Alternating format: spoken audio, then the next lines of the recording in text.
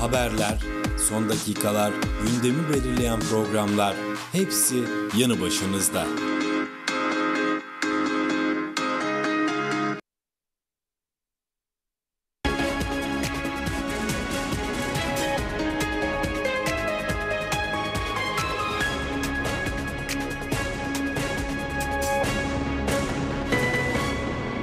Bugün başkente yakın bir bölgede Pınarbaşı'ndayız ya da daha çok belki kullanılan ismiyle Kırnı'da. Buraya ikinci gelişimiz. Zaman zaman köylerden gelen taleplerle ikinci toplantıları yapmaya başladık artık. 97. program çünkü. Yavaş yavaş 100'e geliyoruz. Burada suyla ilgili yaşanan bir takım sorunlar vardı. Köylü konuşmak istediğini ifade etti bizlere ve bir kez daha bir program yapma ihtiyacı doğdu. Tabii eğrisiyle doğrusuyla tartışacağız konuları. Onun dışında da mutlaka gündeme gelecek olan konular varsa da burada üretici birliklerini de görüyorum katkı koyan. Her konuyu konuşabiliriz. Evet, ben her zaman olduğu gibi açılış konuşması için sözü Sayın Reşat Akar'a bırakacağım. Sonrasında mikrofon sizlerde. Bakalım sizlerin ortaya koyacağı konular neler hep birlikte dinleyeceğiz. Sizler için geldik zaten her zaman olduğu gibi. Sayın Akar buyurun. Evet, ben de herkese hoş geldiniz diyorum. İyi akşamlar. Belediye Başkanımız Sayın Yüksel Çelebi'ye, muhtarımız Sayın Kemal Hacıyarem'e teşekkür ederiz. Gerçekten adını doğru koyduğumuzu düşünüyorum bu programın. Halk Meclisi dedik ama gerçekten halkımız nerede bir sorun varsa bizi arıyor. Bu programın gerçekleşmesini istiyor. Herkesin özgürce konuşabildiği bir platformda ki bize yakışan budur. Demokratik bir şekilde sorunların tartışılması ve çözüm üretilmesidir. Ben o yüzden herkesin katılımından dolayı büyük bir memnuniyet duydum. Sayın Biray Hamzaoğulları da her zamanki gibi bizimle birlikte, ona da hoş geldiniz diyorum. Hayvancılar Birliği'nden arkadaşlarımız var burada, onlara da hoş geldiniz diyorum. Ekran başında bizi izleyenlere de buradan sevgi saygılarımızı gönderiyorum. Tabii bugün biz işte birçok sorunla boğuşurken akaryakıt zamlı, hayat pahalılığı, elektrik zamları, bunları gündemimizin ana maddesini oluşturuyor. Ama bir taraftan da Kıbrıs sorunun da yeniden hareketlendiği bir sürecin içine girmiş bulunuyoruz. Bugün Cumhurbaşkanımız New York'a hareket etti. Orada önemli görüşmeler olacak ama bu akşam da biz bu programı yaptığımız saatlerde veya bitişinde büyük bir ihtimalle garantör ülkelerin Dışişleri Bakanları bir araya gelecek New York'ta. Türkiye, Yunanistan ve İngiltere Dışişleri Bakanları. Gündem tamamen Kıbrıs'la ilgilidir. Bakalım bu görüşmelerden ne çıkacak? Birleşmiş Milletler Genel Sekreteri önümüzdeki aylar için ne söyleyecek? Bunları hep birlikte izleyeceğiz. Ama Cumhurbaşkanı'nın söylediği gibi farklı bir süreç önümüzde duruyor. Kıbrıs sorunu hayatımızın bir parçasıdır. Bunu gündemden çıkaramayız. Ne kadar iç sıkıntılarımız olsa da bunu sağlıklı bir şekilde tartışmamız gerektiğini düşünüyorum. Ben bu kadarla sözü burada noktalamak istiyorum. Ve öncelikle muhtarımız Sayın Kemal Hacıyarem'e söz verelim. Sonra dileyen mikrofonu alıp konuşabilir.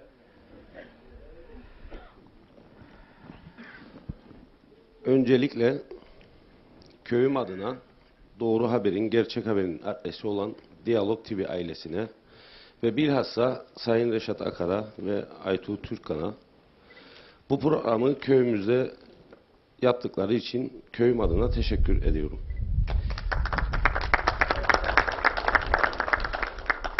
Ayrıca Sayın Milletvekilimiz, Sayın Başkanımıza, civar köylerden gelen vatandaşlara hoş geldiniz diyorum.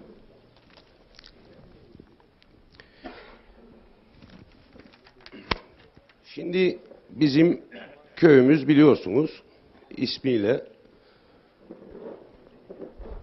Pınarbaşı olarak geçiyor. Pınarımızla ünlü, çınar ağaçlarımızla ünlü piknik alanımız Boş bidonları getirdik zaten, dolduralım mı Pınar'dan Evet. su? Ünlü bir Türk köyü diyelim. Ayrıca en büyük problemimiz bu bölgenin imara kapalı bölge olması. Sayın Vekilim de burada. Bu bölge CTP hükümeti döneminde imara kapatıldı.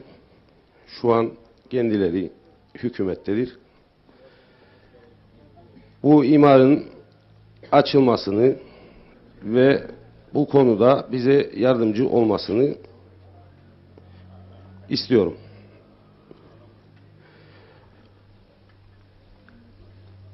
Şimdi bizim çok büyük problemlerimiz var. 2012 yılında suyumuzu Gönyeli Belediyesi yatırım amaçlı 2 tane kuyu kazdı yukarıya, dağa ve bizim kuyulara yakın olduğu için bizim kuyularda azalma oldu. Bu azalma sebebiyle şimdi duyuyoruz bizim kuyuların kuya kurudu. Tabii biz araştırdık. Kuyular kurumadı. Bize habersiz Türkiye'den gelen Anamur suyu bağlandı. Belediye ile iletişim sıkıntısı yaşıyoruz. Seçimlerden gelen aramızda bir ittifak, daha doğrusu bir yarış oldu.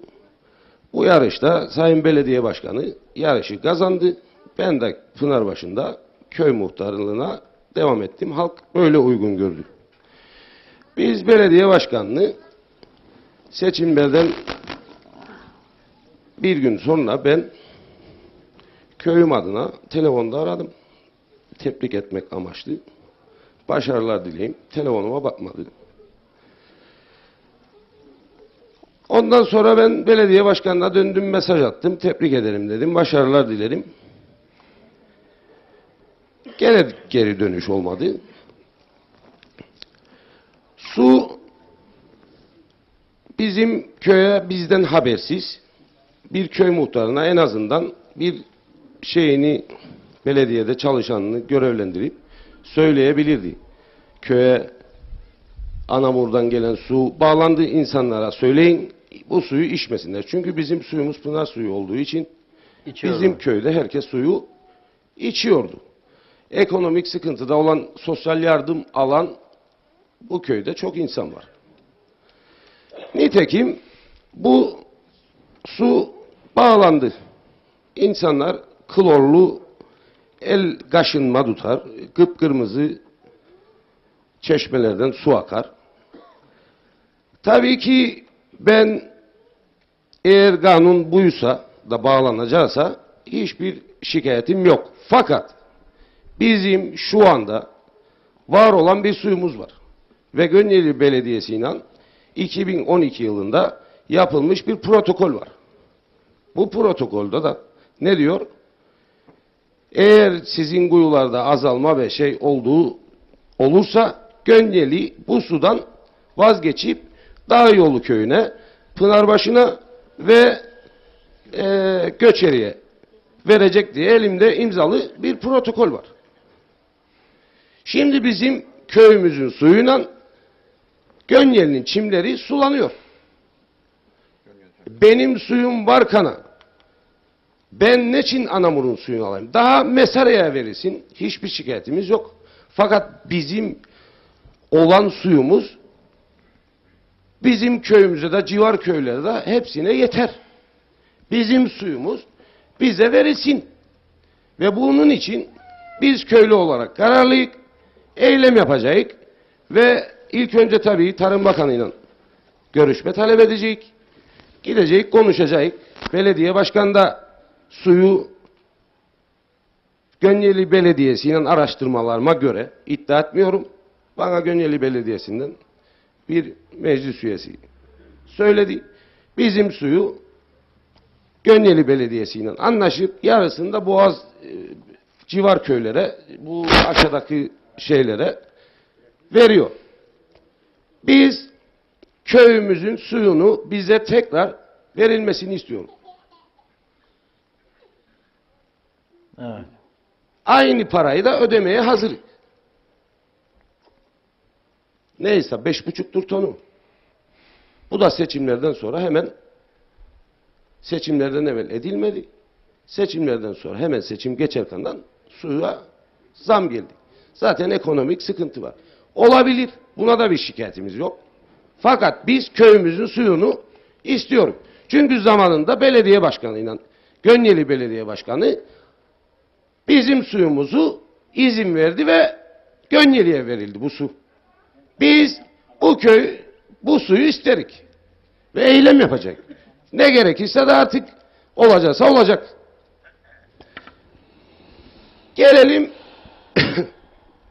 geçen gün aniden 69 kişinin suyu gelindi ve kesildi.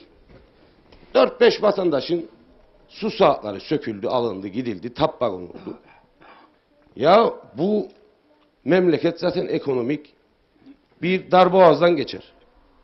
Bu zamanda herkesin suyunu ondan sonra faturaların altında 3 defa ödemeyene kesilecek diye bir ibare yazar. Bu ibareye ne için uymaz belediye?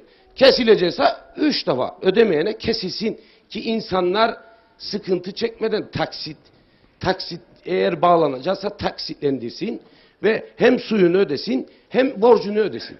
Şimdi 8 milyar borcu olan insan var. Zaten bu halk bankalar faiz şeylerinden bıktı, usandı. Belediye faiz, sigorta faiz, vergi dairesi faiz. Ne olacak? Bu halk en sonunda isyan edecek. Ve isyan çıkacak. 8 milyar bir borcu olan Sayın Reşat Bey, sorarım size nasıl ödeyecek borcunu? Niçin izin verdin 8 milyar ettin bu insanın suyunu? Da geleceksin şimdi ve üstelik meclis kararıymış. Hepsinimiş ödeyecek. Aradım Sayın Belediye Başkanı'nı gene telefonuma bakmaz. Gene telefonuma bakmaz. 10 daha 10 defa aradım yeni bakmadı. En son kaymakamı aradım. Kaymakamdan rica ettim. Dedim ya bu böyle sıkıntısı olan insanlar var. Şu an parası olmayan insanlar var. Bize bu konuda yardımcı ol. Ama ben nasıl suyumu ödüyorsam dedim. Halk da mecburdur ödeyecek. Hiçbir şikayetim yok. Ama dedim bu insan şimdi bu 8 milyarı veremez. Ve kaymakam Sayın Belediye Başkanı'nı aradı. Ondan sonra belediye başkanı kesen şahısları aradı. Duyurun köye, gene beni aramaz. Duyurun köye %20'sini yatıran suyu açılacak. Bazıları ödedi, bazıları ödeyemedi. Halen daha insanlar susuzdur. Şimdi sorarım ben ve araştıracağım da bu işin üstüne gideceğim. Bu işin peşini bırakmam. Su saatini sökmek yasal mı? Su saatini söküp al. Diktatör rejim. Yani kızsam benim babamın su saatini sök. Kızsam ben orada olsaydım yani artık olacak olanları bilmem. Ama insanların bir yere kadar dayanacak gücü var. Sen kabul edeceksin.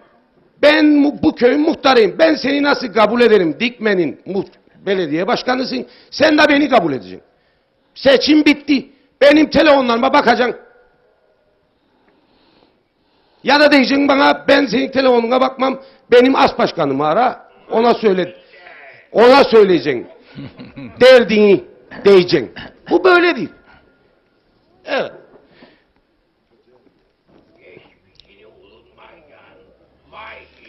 Şimdi köyümüze bir spor kompleksi kazandırmak istedik ve Evgaf'tan bir yer kiraladık. İçinde de su, elektrik mevcuttur.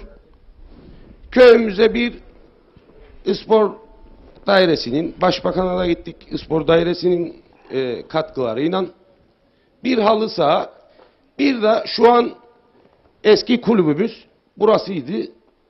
Ben de kulüp başkanıyım. Civar köylere 4 yaş grubu yoğdu. Bizim bölgede olan çocuklar dış okullara gidiyordu. Sayın eski Bakan Özdemir Beroğlu'yla muhtarlar vasıtasıyla iletişime geçtik. Ondan sonra Sayın Belediye Başkanı bizi toplantıya çağırdı. Muhtarlarla Özdemir Beroğlu'ya gittik. Ve bu okulu köyümüze kazandırdık. Tabii belediyenin bunda katkıları var. Hiçbir şikayetimiz yok. Yapılan şeyi söylerik. Ama belediye başkanı diyor ki gazetede 250.000 TL yatırım yaptım. Ve atıl durumdaydı bu okul. Bu okul atıl durumda değildi. Bu okul gulubudu. Ve yaklaşık olarak 100-150.000 TL'ye bu okul gördüğünüz gibi güzel oldu ve şimdi şu an yaklaşık olarak 45-50 öğrenci bu okulda öğrenim görüyor. Bu konuda kendine teşekkür ederik ama 250.000 TL derse bana Sayıştaylı'yı ben göreve çağırırım. Çünkü 250.000 TL atıl durumda değildi bu. Kullanılan bir gulubudu. 12 sene evvel ilk belediye başkanı olduğunda bize bu parkı yaptı. Sağ olsun o parkı yaptı bize. Ama 12 sene evvel başka bizim köyümüze ne bir kaldırım ne bir sokak aralarına söz verdiği parke döşeneceğiydi. Dağdan gelen taşlar, sular gelir evlerin şeylerine her 10 günde bir Hukare belediye çalışanları gelir küreyle şeyleri temizler. Bunlara bize söz verdi, parke yapacak. Zamanında Ahmet Kaşif bakanıydı. Rica etti bizden, gittik bu havuzun yokuşunu, mezarlığın enişini asfalt döktürün dedi. Ben de parke döşeyeceğim ve bu yola da bu enişe de kanal yapacağım dedi ki yarılmasın ve asker. Tam üstünden 7-8 sene geçti. Aynı durumda durur. Köyde pislik içinde köy. Son 2 gündür sağ olsun yolladı da biraz temizlik gördü köyün içi. Toparlanıyor yani biraz 2 günde ne yapabilir insanlar? O da bir şey. Bu konularda kendinden açıklama isterim.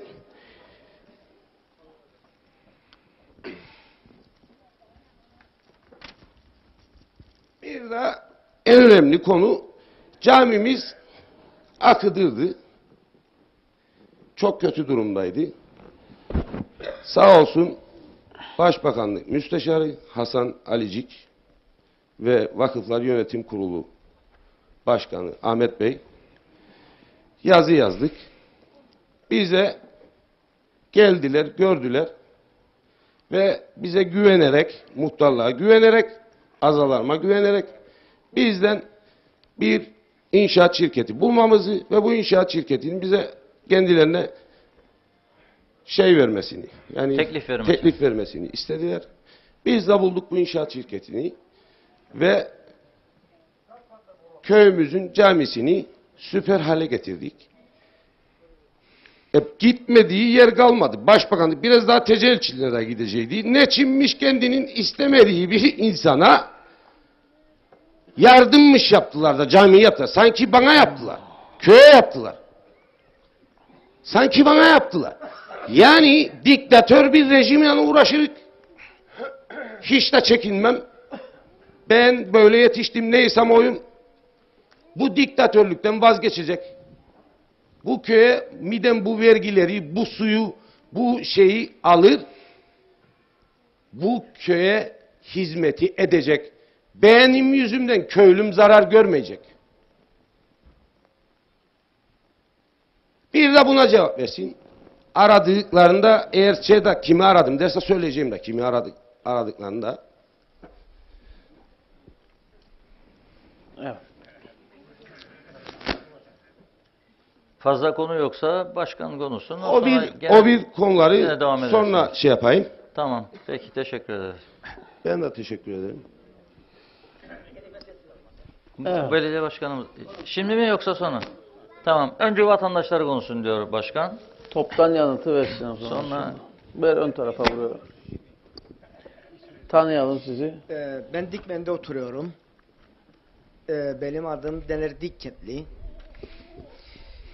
Belediye başkanına çok suçlama geliyor. Ancak belediye başkanının 11 tane köyü vardır. Ben geziyorum, görüyorum. Hep bütün 11 köye büyük yatırımlar yaptı. Derek kaldırımlar, derek yollar, derek temizlik yönünde bir başarılı belediye başkanıdır. Bu belediye başkanı bu seçimlerde halkın oyuyla %60'a yakın bir oy aldı. Halkın desteğiyle ve 4. dönemin belediye başkanıdır. Hala da bu başkanı biz tek görevdedir, aynı desteği vereceğiz. Hizmetlerinden memnunuz. Ama ne kadar şikayet gelirse gelsin, herkes görsün bu yatırımları, bu çiçekleri, bu yeşilliği yaptı. Göz önünde görülmüştür. Dikmen'e bir top sahası yaptı. Çimenlidir. Her köyde yapacak. Burada bir dakikacık konuşayım. Bir dakikacık konuşayım da siz de konuşursunuz. Tamam. Bir dakikacık konuşayım da konuşursunuz siz de. Bekleyin onu. Bir dakika. Burada Bir dakika konuşsun. Evet. bak Tamam, bekle. burada bir şey daha söyleyeyim. Bir son açılan bir Herkes konuşur. Har- Siz de Har- alırsınız. Bırak ya tamam. herkes konuşabilir. Ben Siz de alırsınız söyleyeceğimi. mikrofonu. Aa, Siz ben de tamam ya. alırsınız. Tamam ben söyleyeyim. Siz de konuşursun ya. Siz de Öyle, kendi öyle. şeyinizi Siz de. iddia edersiniz, söylersiniz. Tamamdır. Buraya devam et. Devam edin Ama siz. Tamam, burada devam edin. Dikmen'de konuşurum. Siz devam edin. Tamam burada. bir Mikrofon sözleşme buraya. vardır. Oradan bunlar duyulmaz zaten. Mikrofon devam et boş sen, var, devam et, duyulmaz. tamam. Siz devam edin. Tamam ya. Senin sesin duyuyor. Devam Tamam et. ya herkes konuşacak, herkes görüşünü söyleyecek. Tabii. Ama bu belediye başkanı hayattadır. Bu belediye başkanlığı her zaman kazanır. Ben ona inanıyorum. %60 alan bir belediye başkanı bundan sonra büyük yatırımları vardır hedefinde ve çok şeyleri vardır yapacak. Onun için biz memnunuz. Buradan. Peki. Tamam, peki. Çek. Şimdi tamam ben burada kesiyorum. Arkadaşlar konuşsun, söylesin. Söz hakkı alırsam Tamam. gene konuşurum ben. Tamam, olur. Evet. Evet. Var mı konuşmak? Ayağa alalım sizi görelim. Buyurun. Hayırlı akşamlar diliyorum ben herkese. Sayın Belediye Başkanımıza, sizlere. Sağ ol. Şimdi ben bir şey söylemek isterim. Ben fazla bir şey göremiyorum. Kendileri tarafından olabilir. Hizmet Ben olarak. yalnızca şeyi soruyorum. Dikmen Boğazı'nda o ekilen çiçekleri soruyorum ben. Danesi kaç paradır onların? Ve senede kaç para veriyorlar şeylere? Mühendislere. Mevsimlik. Ekilir, sökülür, ekilir, sökülür. Kaç para bunlar? Maliyeti nedir yani aylık? Hep huziliyer bunlar. Şimdi hepsini söyleyecek bize. İkincisi Gönyeli Belediyesi cayır cayır çimen eker, torba torba, mevsimlik. Hep hikaye. Tatlı su. Ben çimen işi yaparım. Ve biz de yıllardır bu suyu kullandık. Şimdi paslı su kullanırız. İçemiyoruz. Suyu isterik. İlaçlama yok. Sinekler yiyor ortalığı. Sene 1992'de omzumda 25 litre su, köy halkı buradadır. 25 litre suyla Lefkoşa'dan rahmetlik Ali Vaiz ilaç alırdı belediyeden. Adım adım köylerin içinde Gırnı, Fota, Göçeri, Ağırdağ, yalnız başıma yapardım ben bunları. Versinler bazı şeyleri bize versinler. Burada bulunan insanlar vardır. Muhtara verilsin. Muhtar da bize yahut da başkalarına bu şeyi temin etsin. Biz kendimiz yapalım. Ben hazırım yapmaya, para da sana bazı şeyleri. Öyle arabayla gelip daha fıs yapma olmaz. Onlar zaten şehirlerde olur. Köy içinde yoktur. Hayvanı var, tavuğu var, gazı var, ördeği var. Benim çocuğun üstünde hep sinek ısırığı var. Epilepsi hastasıdır. Geçen gün suyumu kestiler. 700 milyon borcum varmış. Çocuğu yıkayamadım. Sabahtan okula götürdüm çocuğu. Öğretmen bana sorar. Ne oldu ya diyor. Bay Kemal 2 gün var bu çocuğu. Ben belediye başkanını eleştirmiyorum. Hiçbir rengi de tutmuyorum ben. Ben gördüğüme inanırım. Renk yoktur bende. Ve ben bu suyu isterim. Bir köylü olarak sözü başka arkadaşa bırakıyorum. Evet, peki. Alkışlayın arkadaşlar.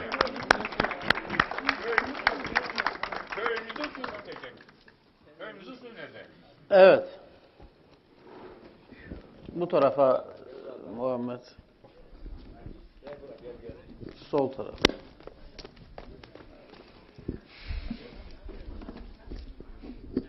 Hepinize iyi akşamlar.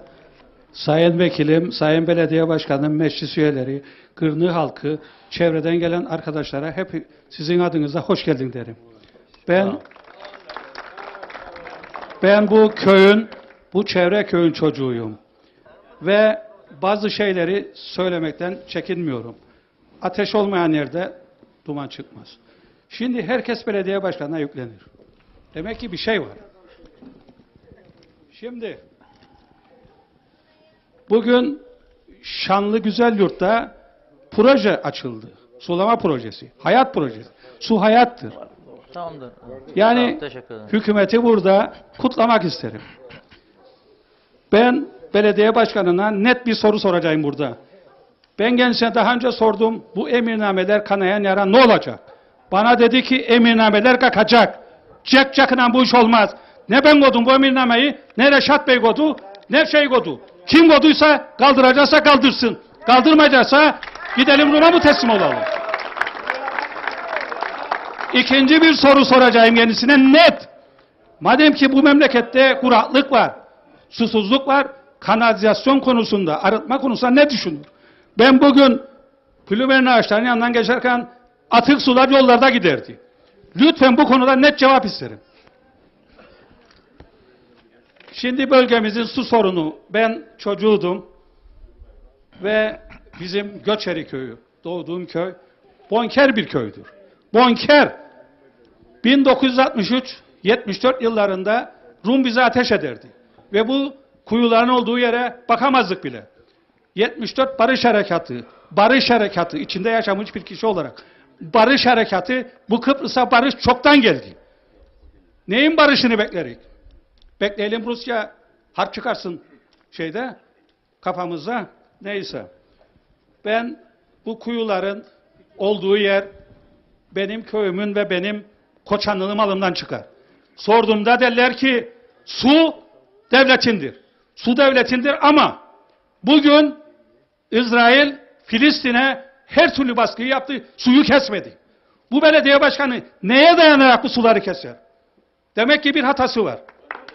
Demek ki bir hatası var. Şimdi bir dakika Cahit. Şimdi ben çocukken bizim köyde Gozobulla dediğimiz suyla eve su taşırdık. Eşeklerle.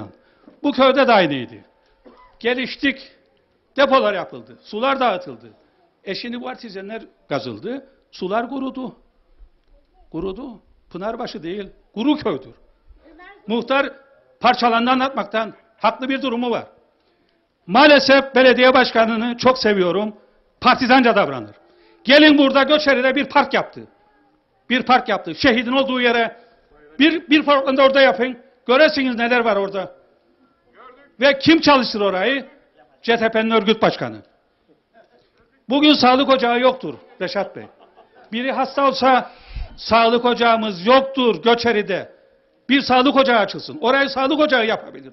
İnsan hayatıyla oynamaya kimsesin hakkı yoktur.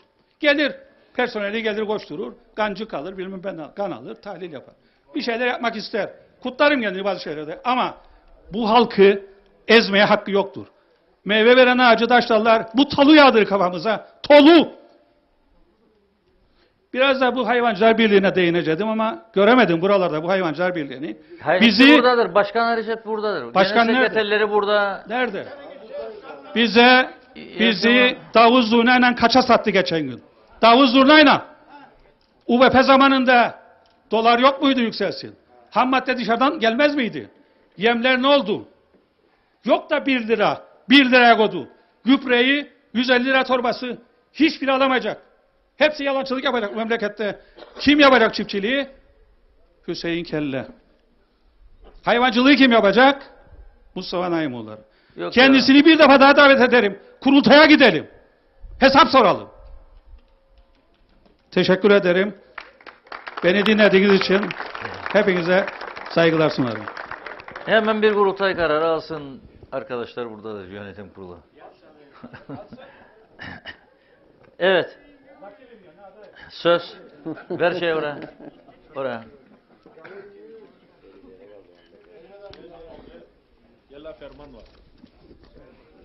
Tanıyalım sizi, buyurun.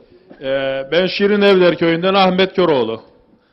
Pınarbaşı köyüne hoş geldiniz. Hoş bulduk. Ben yerel yönetimler üzerine konuşacağım. Başkan arkadaşların dediği gibi partizanca davranıyor. Hatta bir seçim zamanı kendisine ben canlı yayında bağlandım ve ustabaşını şikayet ettim. Bana dedi ki benim altımda çalışanlar kesinlikle partizanlık yapamaz, yaparsa ben yaparım dedi. Bunu canlı yayında kendisi söyledi. Şimdi başka konulara edelim. Belediye Başkanı Yüksel Çelebi kaç dönemdir başkanlık yapıyor?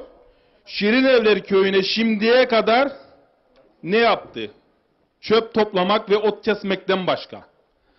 Geldi oraya TC elçiliğin yardım şeyiyle salıncakları kurdu. 3-5 kişi gidip sallanıyor. Geçen yıl bir asfalt döktü köyümüze. Bazı kaldırımlar yaptı. Kaldırımlar 2 kere söküldü. Asfalt döküldüğünde hep çakıldı, tekrar geldiler. 3-5 santim daha döktüler üzerine. Başka bir konu. Camide cenazemiz geliyor. 1-1,5 saat önce. Ne yazık ki cenaze namazı okunana kadar şu anda benim tüylerim ürperiyor. Çünkü son cenaze namazında belediye başkanı da oradaydı. Refik Ezcan'a söyledim ki ailesiydi, babasıydı gömülecek olan. Git dedim belediye başkanına bu konuyu ilet. Musalla taşının üstüne bir gölgelik bir şey yapılsın dedim. Çünkü cenaze 1,5 saat orada bekleninde şişmeye başlar. Eğelim yalan ise köylüler çıksın ve yalandır desin bana burada şu anda. Başka bir konu. Köyümüzün imamı 12 yıldır imamlık yapıyor orada. Belediye başkanına bu konuyu iletmiştir mutlaka. Yapılmadıysa neden TC elçiliğine ya da yardım heyetine gidip o musalla taşının üstüne bir gölgelik, bir yağmurluk bir şey istemedi yapılsın diye. Ama camilerde de imam yok ne yazık ki. Çünkü merkezi bir internet sistemi yaptılar. Okunuyor ama camide hoca yok. Mesela bölgesinde ben şahit oldum. Arkadaş hırdavatçı yanında çalışıyor imam. Kamyon sürer, nakliye yapar. Bunları yani ya devlet görmüyor mu? Vatandaş hiç mi şikayet etmiyor? Yani imam var ama camide değil. Başka yerde. Camide değil. Başka işlerle ilgileniyorlar.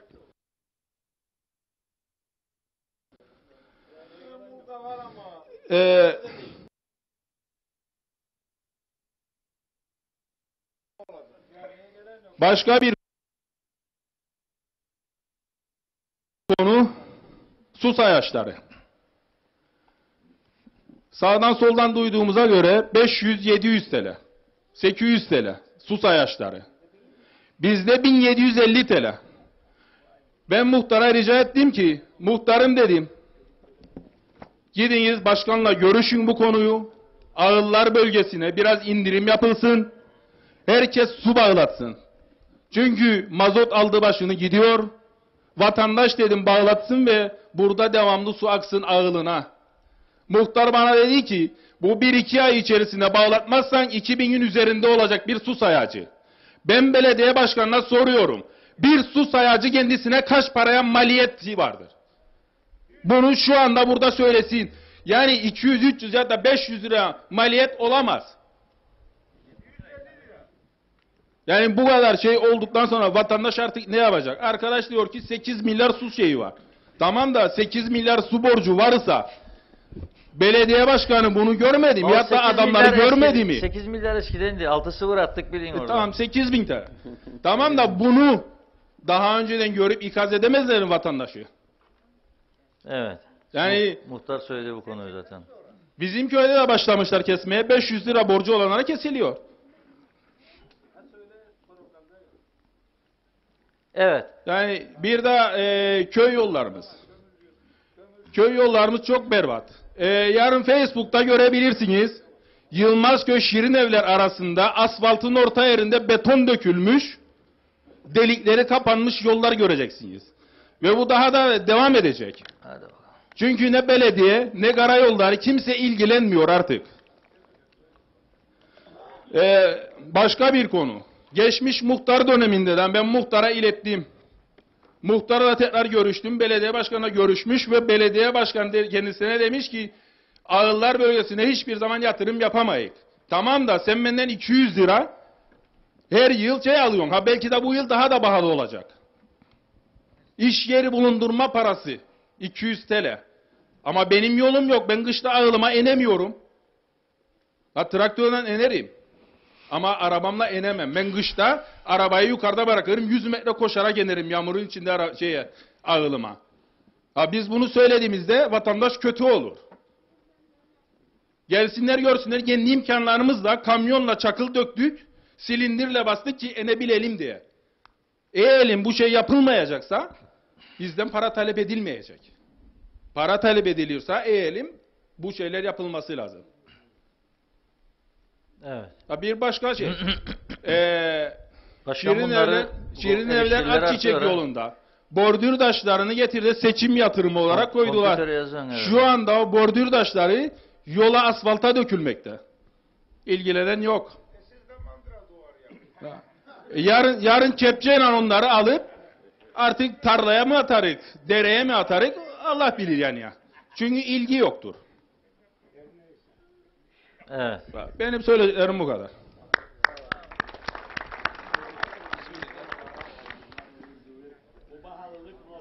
Ben Şirinevler Muhtarı Serkan Pilli. Nerenin muhtarı? Şirinevler. Şirinevler. Ha. Benim şikayetlerim öncelikle şimdi bize belediye başkanımız söz verdi. 6 senedir biz köye hizmet almayık. Bize şimdi söz verdi ki artık Şirinevler'e hizmet geleceğini söz verdi. İnşallah gelir. Bizim taş ocaklar sorunumuz var. Köyün üst başından yol geçer. Ama o yoldan kamyonlar geçtiği için çok büyük toz, toprak, felaket bir durum var. O yolu hükümet bir şekilde halletmesi gerekir. Köylü oturamaz durumdadır. Bir de Yılmazköy yolu çok kötü, çok büyük çukurlar var. Bugün askerin yardımıyla 2-3 tane büyük çukuru çimento döktük. Doldurduk. Devletten istediğimiz bize yardımcı olsun bunları yapsınlar, tamir etsinler. İnşallah olur. Bir de bu kırsal kesim arsaları. Kırsal kesim arsaları verildi bizim köyde.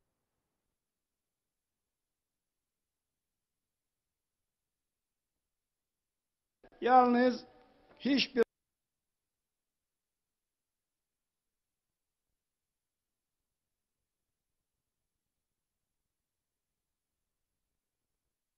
Teşekkür ederim. Başka muhtar var mı? Dikmen'e bağlı. Durmuş Bey var burada. Sen de vatandaşsın. Köy sakinleri konusunu önce.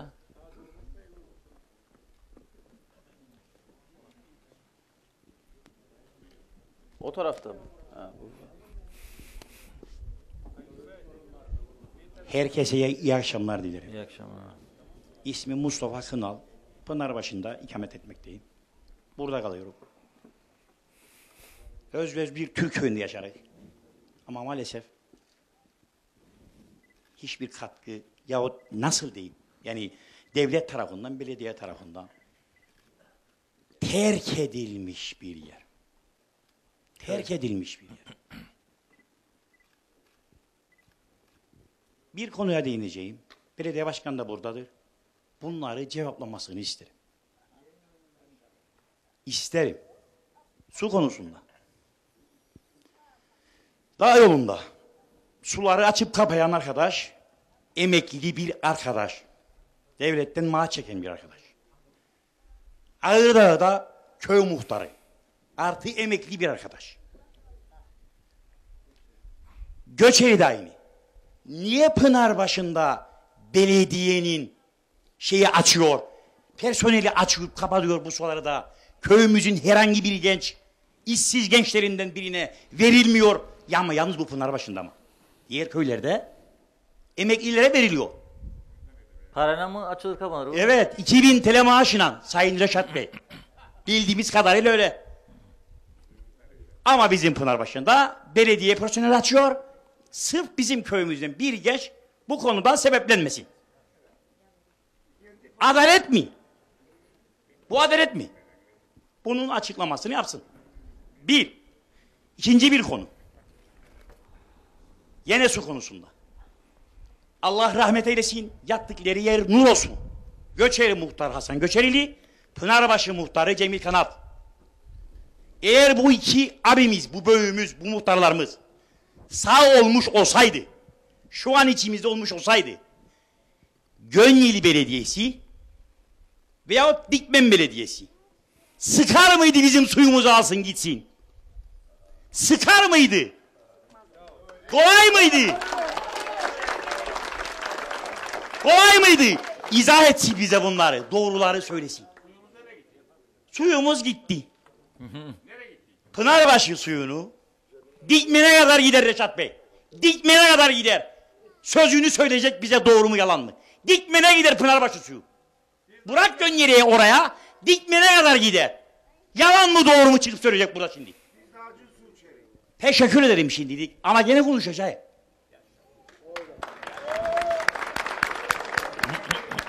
Ver bayana bakalım.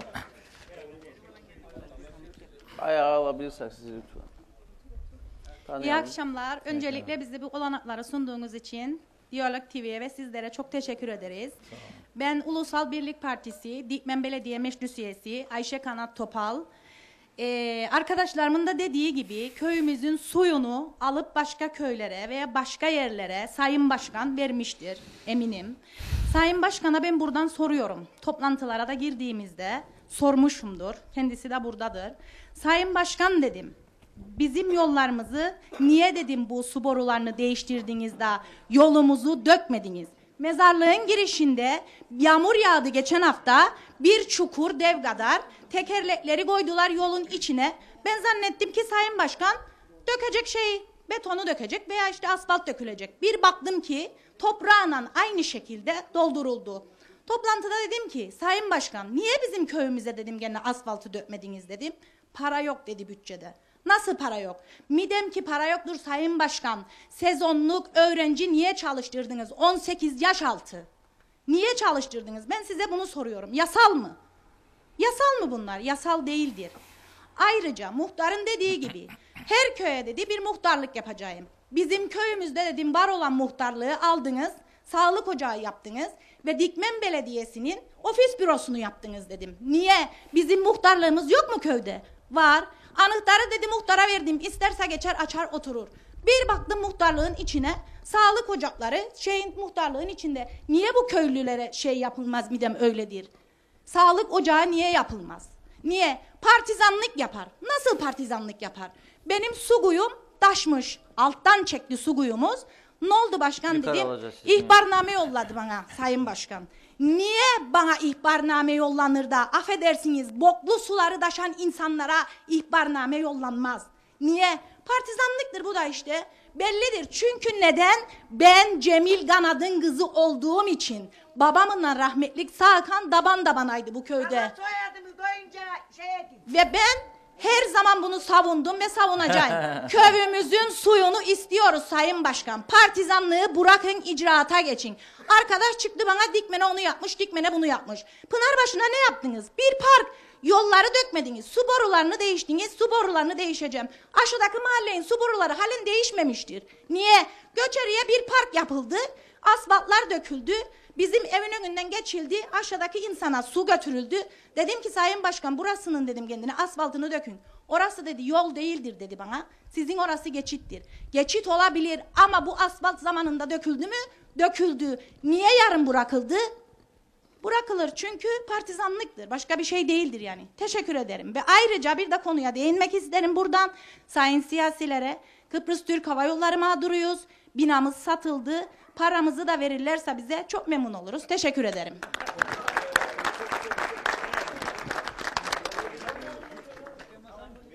Evet. Evet. Var mı başka? İçeriden, köylülerden. Tamam, gel İrfan abimize. O zaman toparlamayı başkanla yaparız o zaman. Tamam. Bana ikinci defa söz hakkı verdiğiniz için teşekkür ederim. Musa Naimoğlu'nun hakkını size verdik bu akşam. Tamam, belediye başkanına net bir soru daha soracağım. Her sene 11 meşale adı altında yaparık, meşale. Şu ileride bir köy vardır, Kömürcü. Bilir mi nerede olduğunu? Kömürcüye ne yaptı? Cevap versin. Bana telefon etti arkadaş. Sor kendine dedi, ne yaptı benim köyüme? Teşekkür ederim. Kendi geleydi de sorsun arkadaş da. Neyse. Evet. Adil Bey. Ver. Tamam, şimdi Hayvancılar Birliği Genel Sekreterimiz buradadır. Bir eleştiri var. Herkese iyi akşamlar. Tabii burada bir sürü dert dinledik ama biz işimize bakalım, üretime bakalım. Yaklaşık 20 gün oldu. Bir eylem yaptık. Onurumuzla, gururumuzla hayvancının haklarını savunduğumuza inanırız. Bir şeyler kazandı mı, yeterli mi, yetersiz mi tartışılır. Şimdi bakarım İrfan dayım çıktı, Mustafa Naimoğulları, Hüseyin Çavuşkelle burada olmadığında güzel kemane çalar söyler. Kendi kapar maaşı, emekli maaşını TÜK'ten, müdürlükten emeklidir. Tamam, dinle, ben seni dinlerim, sen de beni dinle. Kapan maaşı, gelin buraya kabak kesen, tıraş edin. Eyleme gelmedin, 80 kilo arpayı kaptın.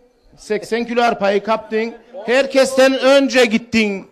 Toprak ürünlerine kaptın. Hangi 10 kiloyu? 90 kilo verdiği Serdar 10 kilo nereye gitti? 90 kiloyu babamızın hatırına vermediydi. 90 kiloyu bir dakika sor. Tamam be ya, cevap veririm sana. 90 kilo dedi, 50 lira kulak numarasını almayacaktın. 80 kilo oldu, 50 lira da kulak numarası alıyorsun. Tamam. İyi mi? Yeterli mi, yetersizdir ya. Kurak bir yıl yaşadık, geçersizdir. Bizim elimizden bu kadar geldi. 20 gündür bütün Kakateci halkıyla kardeş olduk. Ne anamız kaldı ne babamız. Alan eline evde oturan sosyal medyadan yazan yazar. Sattın bizi. 15 yıldır Hayvancılar Birliği'nde yöneticilik yaparım. 12-13 tane bakan değiştik. O zaman partimiz yoktu. Şimdi partimiz oldu, partizan olduk, partiyi karıştırdık. Her önüne gelen yazar. Satıldınız. Ve arkadaş 6 gün biber gazı yedik, cop yedik, kavga ettik, ezildik, tutuklandık ya. Siz neredeydiniz? Oturdunuz eve, açtınız klimayı, yazın gitsin satıldılar. Gelin siz de bu birliğe katkı koyun. Gelin bizimle önünde savaşın. Neredeydiniz? Evet. Almadık mı, yeterdi mi ya, yetersizdir, gene derik yetersizdir. Madem bunların elinde de bu. Aman ne olduk biz? Dejenerge olduk, unuttuk geçmişimizi. Birbirimizi sevmeyi unuttuk.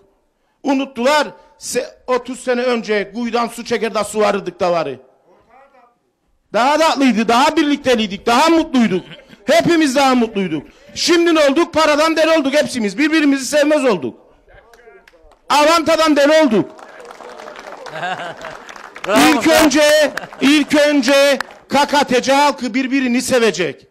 Sevmezsek geriye giderik. Her gün bir yerlerimiz gider. Her gün etimizden et kesilir, farkında değilik. Teşekkür ederim.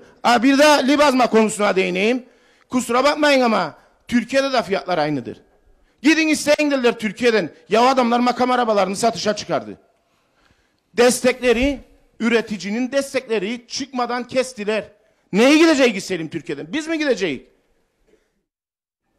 Bizim elimizden, birliklerimizin elinden gelen bu kadar. Ama bu birlik yöneticilerini, bu başkanları da ben beklerdim onuru etsinler. Her gün küfür, insanların çoluğu var, çocuğu var. Benim oğlum açar, baba der bana sana küfür ederler. Baba rüşvet yemişsin, neyin rüşvetini yedim ben, ne var da yiyeceğim be? 30 lira para alırık, onda sekreteri ancak öderik. Kirayı da biz cebimizden öderik. Gelsinler ya o hesaplar da açık. İncelesinler. Ben gene söylüyorum. Kelle bırakır işini gücünü Lefkoşa'da. Naimoğlu 15 senede 600 tane de var yedi bu işlerde. Bunları konuşalım. Adaysın, demokrasi var, çıkacaksın sen de aday olacaksın. Ama gel benim inan, fikir koy bana, katkı koy, da çık bu üreticinin karşısına aday ol. Nerede yedi? Nerede yedi? Çıkacaksın söyleyesin nerede yedi, anla açıktır herkesin. Anla açıktır herkesin. Naimoğlu'nun bir kuruş maaşı yoktur, senin 10.000 lira maaşın var, kusura bakma. Teşekkür ederim. Evet. Peki. Evet. Kemal Darbaz. Söyleyesin nerede yedi, anla açıktır herkesin. Anla açıktır herkesin. Naimoğlu'nun bir kuruş maaşı yoktur, senin 10.000 lira maaşın var, kusura bakma. Teşekkür ederim. Evet. Peki. Evet. Kemal Darbaz. Şimdi sırası. Siz konuşun az sonra. Aman o mandıra işine girmeyelim yalnız. Daha davalar yeni daha dava sizin yüzünüzden dava geliyor. Herkese iyi akşamlar. Başka konu varsa. Evet. Buyur. Sizlere de Reşat abi. Sayın Hüseyin Tumbak'tır ismim. Sayın Belediye Başkanımızı bayağı bir çok büyük bir kötülemek dediler. Bu da bir anlaşma, bir şeye dayanıştı. Çünkü belediye başkanımız gerçekten bu kaldırımları 12 senedir her yere hizmet verdi ve hala daha da veriyor ve vereceğine de adım gibi Allah'ım gibi inanıyorum. Artı Sayın Muhtarımız 2015'te ben sokağa atılıyorum. 2015-2016 sokağa atılıyordum. Çocuğumla yağmur çamurun içinde kalacak yerim yoktu. Gittim muhtarıma söyledim. Muhtarım dedim, ben dedim atılıyorum sokağa, mahkemeden kağıt geldi şudur. Ben çıkmak mecburiyetim, bana bir yer ayarla. O dönemlerde de sayın muhtarımız evini tamir ederdi. Ve bana ne dedi biliyor musunuz? Bana dedi ki nasıl Hüseyin, fayanslarım güzel oldu mu? Bakaması yok. Herkes konuşabilir. Ben burada çocuklarımla yapılan bütün müdafalara hepsini gördüm. Bir saniye. Tamam dur ya bir dakika dur. Sen de alın konuşun. Tamam. Hepiniz de konuşursunuz. Kemal bırak. Reşat abi. Tamam. Burada toparla kişiler. Burada gerçek yani. Ben herkese de saygım vardır. Ama gerçeği konuşursam şöyledir tamam, gerçek.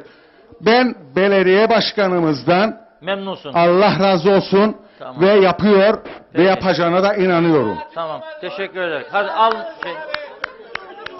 al mikrofonu. Tamam, daha önce nasıldı? Tamam, daha önce nasıldı? Tamam. Dikmen göç. Bir saniye muhtarım. Neden? Neden? Neden? Tamam hadi. Tamam.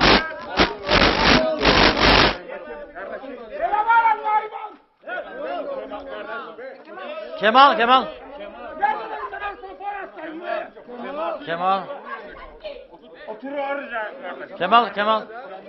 Otur. Siz de oturun.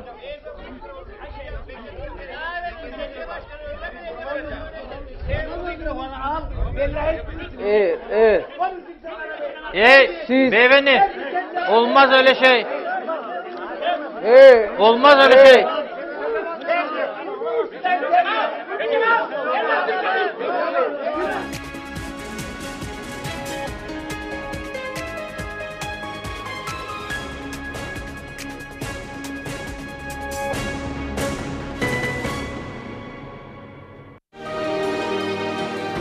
Yollarda güven, ülkede huzur istiyoruz. Polisimizden daha çok denetim, sürücülerden dikkat bekliyoruz. Başka ocaklar sönmesin. Diyalog Medya Grubu.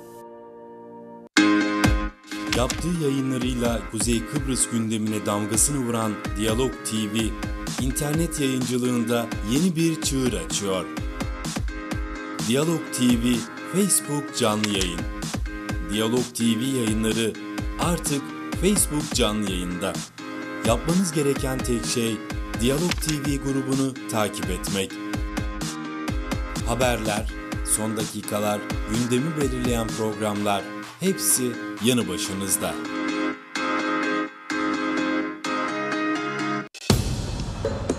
Akdeniz'e uzanacak kadar yakın, gökyüzü kadar uzaktan bakan 1300 yıldır zirvede bir korku sarayı. Vahşi kayalığa sarmaşık gibi örülmüş, ulaşılmaz, görkemli bir kale. Sihirli görüntüsüyle 100 yıldır masal dünyasına ilham kaynağı Sen Hilarion. Gökyüzü sarayında kral ve kraliçe yalnızdır. Resina Eleonora başka pencereden bakar, Kral Peter başka. Her dehliz, her koridoru Akdeniz'e açılan, yüzlerce kişinin yaşadığı, bir azizin isim verdiği, efsanelerdeki 101 odalı ev. Antik kayıtlara göre kalede 101 oda vardır. Ama bir odayı kimse bulamaz. 101. odanın gizli kapısının 40 senede bir açıldığını, görenin zengin olduğunu biliyor muydunuz?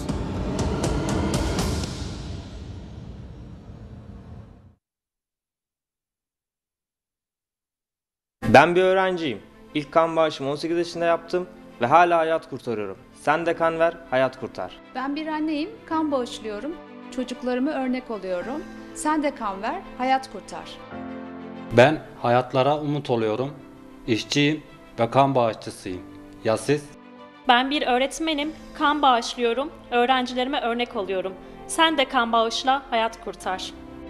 Toprak tohumu sever, ona can verir. Ben çiftçiyim, kan veriyorum, hayat veriyorum. Ya siz?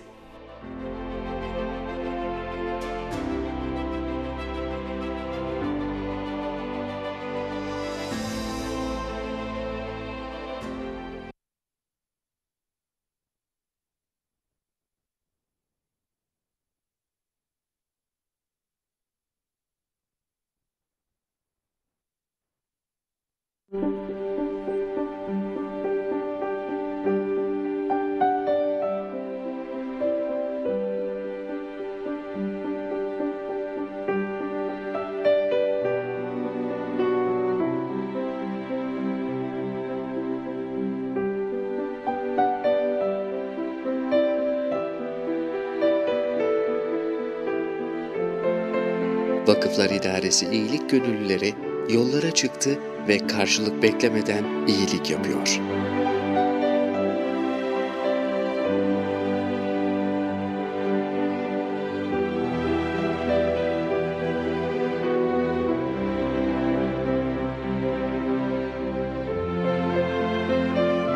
Bizler inanıyoruz ki insanların en değerlisi insanları seven ve onlara faydalı olandır. Bu nedenle Vakıflar İdaresi olarak 445 yıldır iyilik yapıyor ve iyilik yapanları destekliyoruz. Kıbrıs Vakıflar İdaresi. Maalesef yerlere çöp atmakla üzerlerine titrediğimiz çocuklarımızın sadece çevresini değil, geleceğini de kirletiyoruz. Arabada giderken çöp atıyoruz, yolda yürürken çöp atıyoruz, doğaya çöp atıyoruz, sahillerimize çöp atıyoruz. Attığımızın sadece basit bir çöp olduğunu düşünerek sadece kendimizi kandırıyoruz. Çünkü aslında çöp değil, çocuklarımızın geleceğine kirli bir imza atıyoruz. Bu tehlikeli gerçeği siz de başkaları gibi görmezden gelmeyin. Atılan bir çöp yığınlarına, senelerce doğanın imha edemeyeceği artıklara, görsel kirliliğe ve hepsinden önemlisi biz ve çocuklarımızın sağlığını tehdit eden mikrop yuvalarına dönüşüyor. Ama hala bir umut var. Yeter ki her şey için çok geç olmadan şimdi hemen bugün bir şeyler yapmaya başlayalım. Bu da ancak sizinle mümkün. Evet, sizinle. Nasıl mı? Gelin çocuklarımıza kulak verelim. Yerlere çöp atmayın. Çevremizi ve geleceğimizi kirletmeyin. Bize örnek olun. Çevre konusunda umudumuz olun. Kirliliği görmezden gelmeyin. Yerlere çöp atmayacaksınız. Çevreyi kirletmeyeceksiniz derim size. Sizce çok şey mi istiyorlar? Her şey sizin elinizde.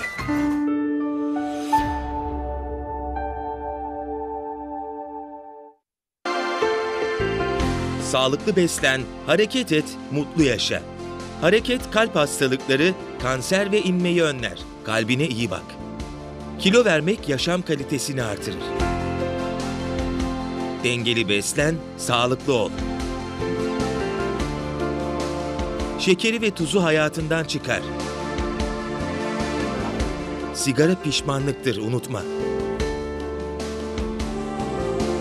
Asansörü terk et, arabayı park et, sağlığa adım at. Güne kahvaltıyla başlayın, gün boyu enerjik kalın. Günde 2 kez 2 dakika dişlerinizi fırçalamayı ihmal etmeyin. Sağlığınız için spora vakit ayırın. Düzenli uyku iyi gelir. Sağlıklı uyku, sağlıklı gün demektir. Sağlık çalışanları sizin can dostunuzdur. Sebze ve meyveleri tüketmeden önce bol suyla yıkayalım. Sağlıklı nesiller, sağlıklı gelecek için anne sütü. Ellerimizi yıkamaya ve hijyene özen gösterelim. Kuzey Kıbrıs Türk Cumhuriyeti Sağlık Bakanlığı.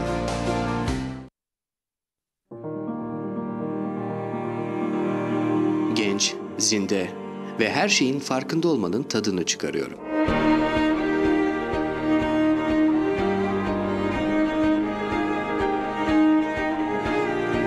Hayatı öğreniyorum. Kazanmayı, kaybetmeyi.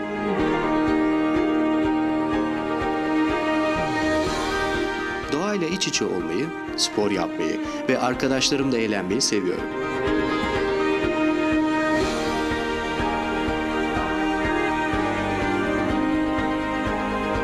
Dans etmeyi, güzel anlarımı paylaşmayı seviyorum.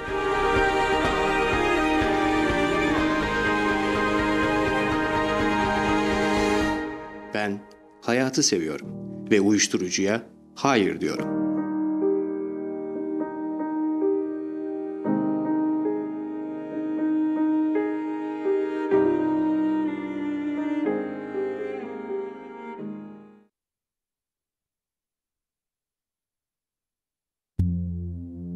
...6 Temmuz 2018 tarihinde resmi gazetede yayınlanarak yürürlüğe giren Organize Sanayi Bölgeleri Değişiklik Yasası doğrultusunda Sanayi Dairesi soruşturma memurları denetimler yapacaktır.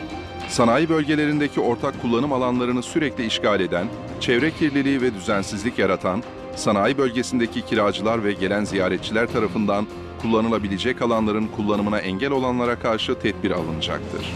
Sanayi Dairesi soruşturma memurları denetimlerde ilgili yasanın verdiği yetki kapsamında sabit para cezası ve malların müsaade edilmesi gibi yaptırımlar uygulayabilecektir.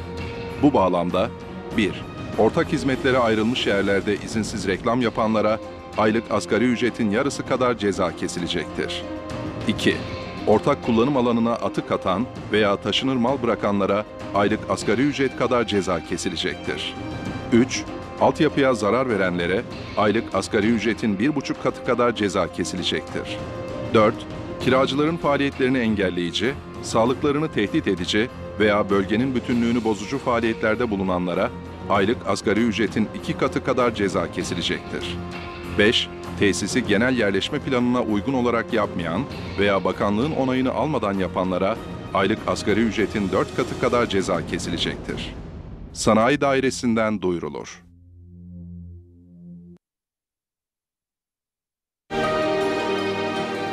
Yollarda güven, ülkede huzur istiyoruz. Polisimizden daha çok denetim, sürücülerden dikkat bekliyoruz. Başka ocaklar sönmesin. Diyalog Medya Grubu. Yaptığı yayınlarıyla Kuzey Kıbrıs gündemine damgasını vuran Diyalog TV, internet yayıncılığında yeni bir çığır açıyor.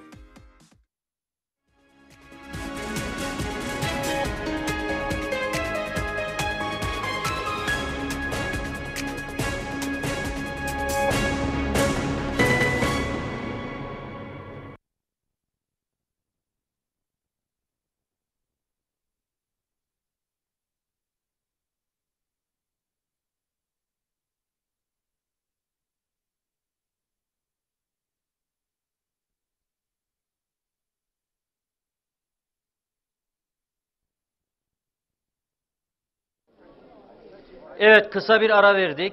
Aradan sonra şu anda gene canlı yayındayız. Buraya her sorunları demokratik bir şekilde tartışmaya geldik. Başında da bunu söyledim zaten. Bu geleneği bozmayalım lütfen. Sakin bir şekilde tartışırsak, birbirimize saygı göstererek tartışırsak, o zaman daha iyi sonuçlar elde ederiz. Yakışan da budur bize. Biz sizin için geldik. Yayın yasaklarına aykırı olmayan her şeyi konuşabiliriz. Her türlü eleştiri serbesttir. Demokrasinin gereğidir. Ama lütfen sakin olalım. Gerilime hiç gerek yok, ihtiyaç yok. Hepimiz için sakin olmak en güzelidir, en doğrusudur. Bunu rica ediyorum. Hasreten muhtara vereceğim önce mikrofonu. Kısa bir konuşma yapsın muhtarımız. Ondan sonra belediye başkanımıza çok sayıda soru soruldu bu akşam. O sorulara bir belediye başkanı cevap versin.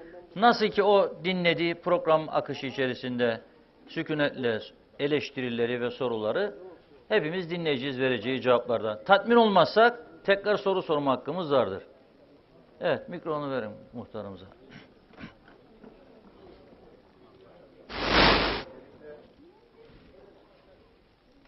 Tamamdır. Yayında ses var da burada çıkmaya bir sıkıntı değil. Devam et.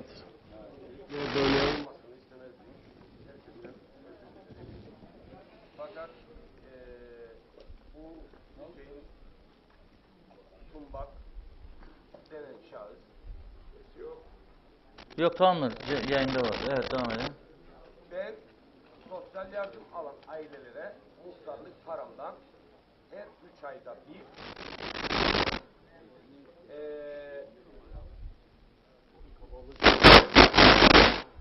muhtarlık paramla her 3 ayda bir, 4 ayda bir marketten malzeme yollardım. Ve bu şahısa da yollardım. Evinden atıldı, kirayı ödemedi. Mal sahibi kendini evinden attı. Karısının ailesiyle de kavga ettiler. Ben kendine her zaman sahip çıktım. Karısına her zaman cebimden nakit para verdim. O zaman ailesi bu kızına tecavüz etti diye İngiltere'de karşıydı, karısının ailesi. Ve bu şerefsiz geldi benim köyüme yerleşti. Öyle oldu, böyle oldu, dövdüler kendini. Karısının ailesi sahip yapmalar. Ben gene de gizli gizli karısına çocuklarının hatırına ailesinin hayvanlarını aldı, karıyı dürttü, kaçırttı değirmenliğe 100-150 tane hayvanı telef etti. Bu özürlü, kavadan özürlü. Ve bana her geldiğinde mağaraya gitti, Ben o zaman hem muhtarıydım, hem Ulusal Birlik Partisi örgüt başkanıydım. Her yerden kendine para çıkarttırdım. Yalnızca Güneşoğlu Mausa ilçe başkanıydı. Yeğenimdir. 3000 TL getirdi zarfına. Dedik vermeyelim ya, ne yiyecek diye. Götürdük. O Skylife'ın neydi o adam? Neyse ki ona girmeyiz. O sahibine. Gene biz aynı konular açılıyoruz. Yani girmeyelim bunlara. Yani Başımız çok ağrıdı. Bu adam yalan söyler çıkar. Kaldırım varmış. Nerede be, sen bu köyde nerede kaldırım var be? Da şimdi nedir? Belediye başkanına o zamanlarda bu söverdi. Ondan sonra aniden belediye başkanına yağcılık yapar. Bu üçkağıtçı. Bir şey değil, yapsın. Çünkü belediye başkanı yerine suyu düz bağladı. Düz alır, herkesin evinde kira da ödemez. Şimdi gene bir şey demedik. Sesimizi de çıkarmadık. Ve adam gelir fayanslarımmış göstermişim. Sen kimsin ve de ben sana fayans göstereceğim. Her neyse. Ben özür dilerim ama bu adam benim köylüm değildir. Ben bu programı, bu şeyi köyüm için yaptım. Tüm köylü haksızlığa uğramasın diye, benim yüzümden haksızlığa uğramasın diye yaptım ve ben örgüt başkanlığını bile bıraktım. Ne bu köy zarar görmesin diye. Evet. Onun için gene de herkesten özür dilerim. Tamam. Şimdi belediye başkanımıza verelim. Gene soru varsa söyleriz.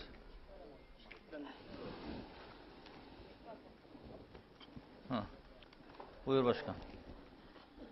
Tabii hava biraz gergin. Çok gerildi köylülerimiz. Aslında iletişim muhtarımızın dediği gibi biraz kopuk. Doğrudur. Dikmen Belediyesi'nin 11 tane köyü, 16 tane sitesi vardır. Ve şunu söylemek isterim ki Dikmen Belediyesi ülke genelinde en çok takdir edilen belediyelerden bir tanesidir. Belki de başında gelir. Ama şunu söylemek isterim ki bu sadece belediye başkanının başarısı değil. Bu sizin evlatlarınızdan, sizin köylülerinizden, komşularınızdan oluşan ekibin başarısıdır. Gerildik, kavgaya dönüştük. Bunlara bence hiç gerek yok. Evet, birbirimizi eleştireceğiz. Bak bana neler söylediniz. Ben bilakis teşekkür ederim size. Bunları söylemek, ortaya çıkarmak, tartışmak ve eğer yanlışımız varsa doğruyu bulmamız gerekir. Ama kavga ederek değil. Biri o birine küfrederek değil. Biz 12 yıldır, daha doğrusu 11 sene doldu. Yani 2008 yılında yerel yönetimler reformu çerçevesinde köyler belediyeye bağlandığında buralarda neler vardı siz de bilirsiniz, ben de bilirim. İşbirliği içerisinde neler yaptık? Evet, öfkelendiniz, hiçbir şey yoktu dediniz Gırı'da. Ben hepsini sayacağım. Köroğlu kardeşimiz dedi ki Şirin evlerde şunlar yoktur. Eksiklerimiz ne kadar var bilir misiniz? Bir gün dahi bu belediye durmadı. Benden en çok şikayet eden çalışanlarımdır. Neçin bilir misiniz? Herkes bu memlekette yatır öldürüyorsun bizleri derler bana. Ben de derim ki görevimiz bellidir. Biz bu halkın hizmetçisiyiz. Hiçbir yere de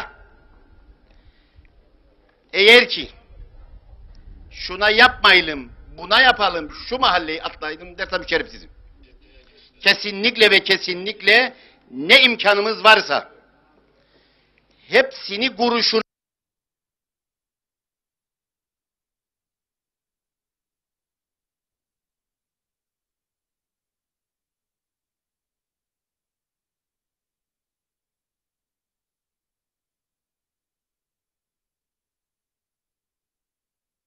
en çok takdir edilen belediye arasındadır. Gidin bakın belediye binasına bakayım. Hem benim odama nasıldır? Çok belediye başkanı var. Makam odası da, makam arabası da her şey full. Ne için biz bunu böyle yaptık? Ahmak acaba? Görevimiz belli kardeşim. Aldığımız yerden görevimizi tamamlayana kadar alnımızın akıyla çıkacağız. Kavga ederek değil. Muhtar dedi telefonlarıma. Doğrudur. Ne için bilir misiniz? Söyleyeceğim burada. Lütfen kimse kızmasın bana. Pınarbaşı Dikmen maçında kavga çıktı. Çok kötü şeyler yaşandı. Ben de evimde hasta yatırdım. Muhtar kapı kavuzdu diye belediye başkanı organize etti bu şey değil. Muhtar benden özür dileyecek. Ben hiçbir zaman kırılmam ama buna kırıldım. Çünkü sıradan bir vatandaş değil. Muhtardır. Dedi ki belediye başkanı organize etti bu kavgaları. Kiminle kavga ettiydin muhtar o gün? Yani lütfen bu konuda beni sorumlu tutun. Ondan kırgınım sana. Sadece bu, başka hiçbir şey yoktur. Şunu söyleyeyim. Şirin Evler'e hiçbir şey yapmadı dediler. Dediler ki işte TC yardım heyetinden aldığı parayla salıncak yaptı. Biz köyler bağlandığında Şirin Evler'de var olan çocuk parkını iyileştirdik, zenginleştirdik ve tamamen Dikmen Belediyesi'nin öz kaynak gelirlerinden yaptık. Şirin Evler'de hayvancılık bölgesine su isterik dediler. Ne oldu? Kimse bağlamadı. Bir kişi bağladı. Şirin Evler'e hiç yatırım yapmadı dediler. Evet, biz Dikmen Belediyesi olarak hangi sokağı iyileştirme için ele alacaksak önce içme suyu hattı değişir. Sonra altyapısı, yağmur suyu hattı döşenecekse döşenecek. Sonra da asfaltı ve kaldırım da olacaksa kaldırım da olacak. Şirin Evler'de bunu yaptık. Evet, bir mahalle pırıl pırıl.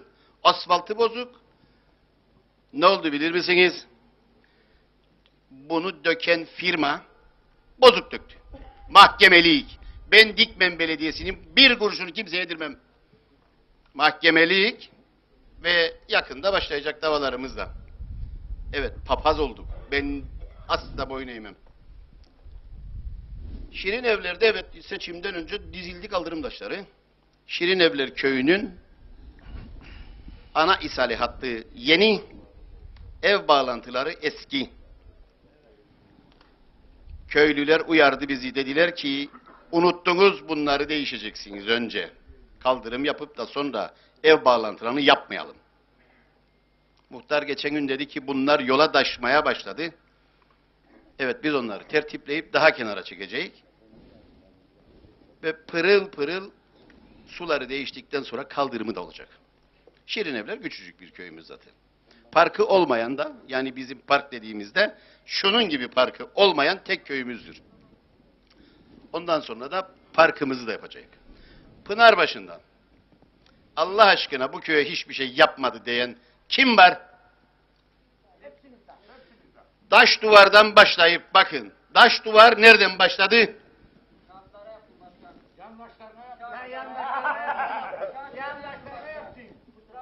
Dediler ki şuna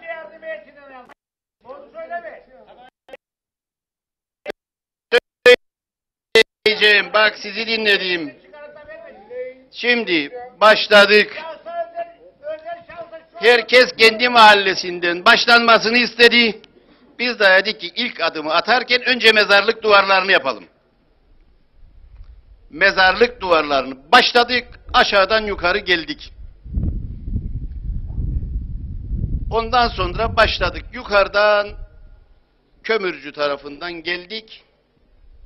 Buraları da yaptık. Yaklaşık 350.000 Türk liralık taş duvar yaptık. Yollar genişledi.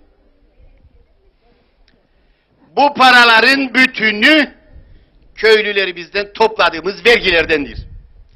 Bitti mi peki bu taş duvarlar? Bu taş duvarlar devam edecek. Bakın. Böyle olmaz. Böyle olmaz lütfen. Başkan devam edin siz. Devam edin. Böyle olmaz. Şimdi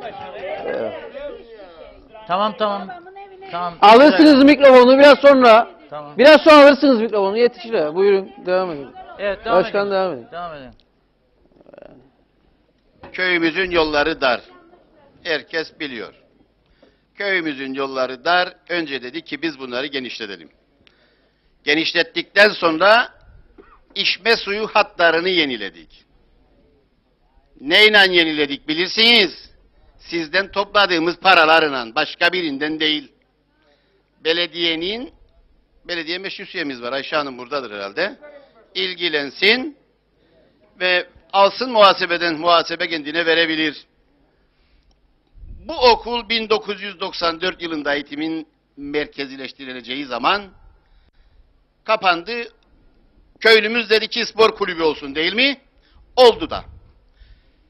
Geçen sene sanırım Haziran ayı sonunda, Temmuz ayı başında muhtarımızla beraber bu bölge muhtarlarıyla birlikte Özdemir Bey'in Eğitim Bakanlığı döneminde gittik, dedik ki muhtarın talebi vardı, belediyenin de talebi vardı, bölge köylülerinin de muhtarlarının da. Hep beraber gittik. 7 tane muhtar, bir belediye başkanı. Ne istedik? Dedik ki bize bir tane okul, hatta muhtar dedi ki şuraya yapalım. Öyle mi? Dedik ki buyurun. Bende para yok dedi Özdemir Bey. Ya açılışa geldi sadece buraya. Hem de beni de davet etmeyecekti ha. Geldik bunu bitirdik. 150.000 lira para harcadık. Aslanlar gibi. Köylümüze de çocuklarımıza da 1000 kere helal olsun. Kimden yaptık bilirsiniz? Sizin paralarınızla. Hiçbirinden değil. Öyle lagaluga okuttur. Köylünün kime sorduk? Muhtarla beraber diğer köylülerimiz de. Akıdır mı çatısı? Tıp demez. Öyle mi Yasım? Tıp demez. Öyle mi? Tıp demez dediler bana. Yağmur yağdı. Hoca hanım ateşin imdat. Tıpış tıpış geldi belediyenin adamları. Kaç para malzeme parası verdik bilirsiniz muhtar? 60.000 lira. Ya 60.000 lira malzeme parası verdi belediye. Bu inkar edilmeyecek. Bu belediyenin yaptığı bütün işleri kabul edecek. Köylü de takdir de edecek. Öfkelendiğiniz suyu kim aldı? Ben mi aldım suyu? Sen imzaladın en son. Hayır efendim. En son sen imzaladın. Ben imzalamadım. İmzaladın. Kur'an'ın üstüne yemin et. Sen imzalamazsın benim ben tutun. Sen imzaladın en son. Tamam ya tamam. Ben söyledim söyleyeceğimi. Ben imzalamadım. Sakin ol. Arkadaşlar 2012 yılında ya 2011 yılı imzalamadım Mustafa. Ben imzalamadım. Bakın 2000 benim şahit imzam var. Bana şahit imzası attırdılar ki bu işi gördüm. Neyse. Şahit orada var. 2012 yılında Tarım Bakanlığı'yla Gönyeli Belediyesi arasında protokol imzalandı. Ama sadece 2012 yılında sadece 2012 yılında Lefkoşa'ya, hastaneye veya Gönyeli'ye gitmedi bu su. Bu su 1983 yılında da 1986 yılında da siz biraz önce Allah rahmet eylesin Hasan Göçerli dayımız muhtar bana bu bölgede hangi tarihte ne yapıldığını hepsini bir bir anlatırdı zaten. İlişkilerim de çok iyiydi. Arkadaşlar siz de bilirsiniz bu bölgenin suyunu devlet her zaman o taraflara götürdü. Şimdi 2012 yılında Ali Çetin amcaoğlunun Tarım Bakanlığı döneminde bir protokol imzalandı. Dendi ki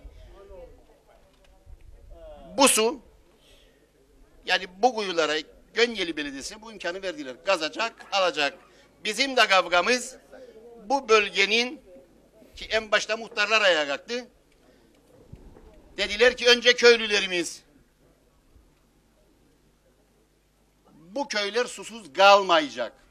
Ama bunda benim ne olurum vardı ne bir şey. Muhtarlar kabul ederse sorun yok. Siz karışamazsınız. Bana da söylediler. Karışamam.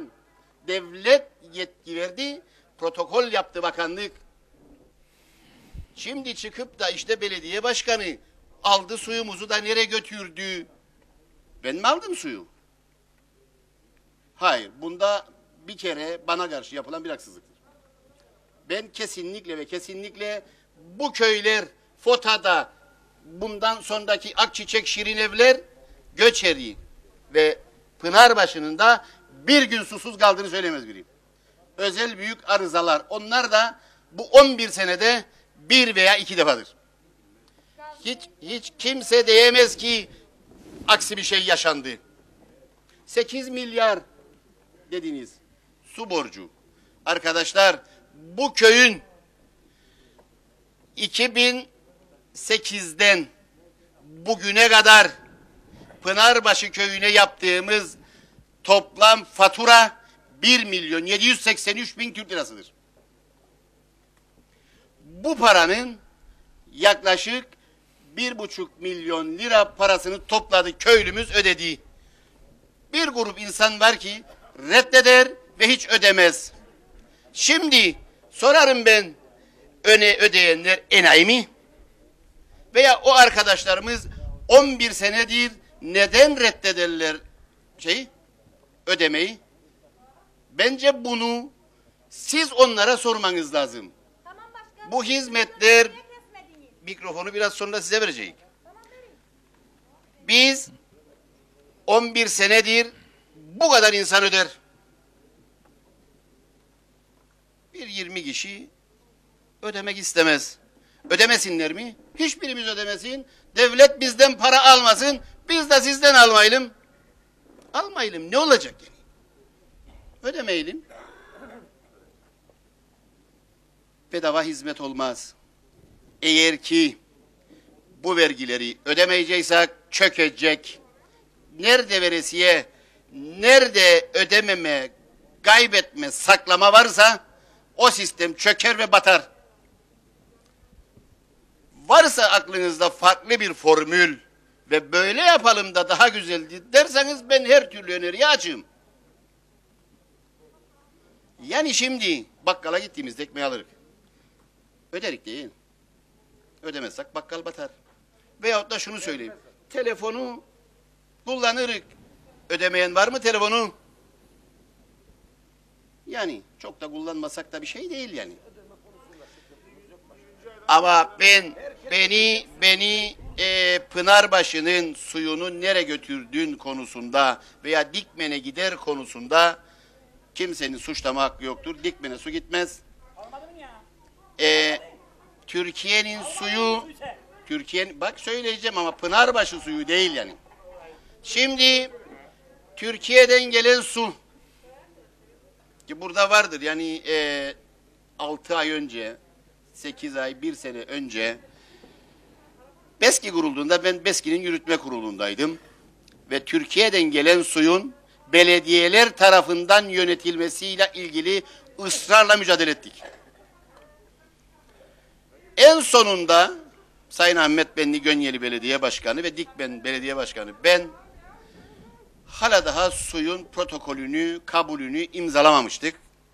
Buralarda bazı milliyetçi arkadaşlar da Türkiye düşmanı ilan ettilerdi beni. Şimdi geldik köye su var 4 aydır. Ne zamanki paralar kesildi, sular kesildi. Kokar dediler su. Bana da ver yansın. Varsa başka bir formül bana da söyleyin. Ben de bileyim. Bana efendiler ben halkımın yanındayım. Tamam benim de senin. Tamam. Benim de senden istediğim zaten budur. Yoktur. Muhammed. Başkanım yoktur. Ben kesinlikle ve kesinlikle hiç kimsenin fatura edeceksin ha. Ne aleyhine, ne garezine, ne de düşmanca hiçbir şey yapmadım hayatımda. Yapmam da. Şunu söylerim. Pınarbaşı'nda parkı yapacağımda ne yapacaksın bu parkı dediler. Ne güzel yapmışık ya. Muhtarlık binasını, muhtar sana anahtarı verdik. Bir tane binamız var. Bu muhtarlık binasının içine ofisi koyalım. Sağlık ocağı ayda bir kere gelir doktor şükürler olsun. Sağlık Bakanlığı bu konuda adım attı. yaşlı insanlarımız hastane köşelerine gitmez. İyi mi yaptık ya, kötü mü yaptık? Söyleyin bakayım. Ayda bir doktor gelir. Yaz aylarında kimse gelmez. Her yere böyledir. Doktor yetersizinden izine çıktıklarından.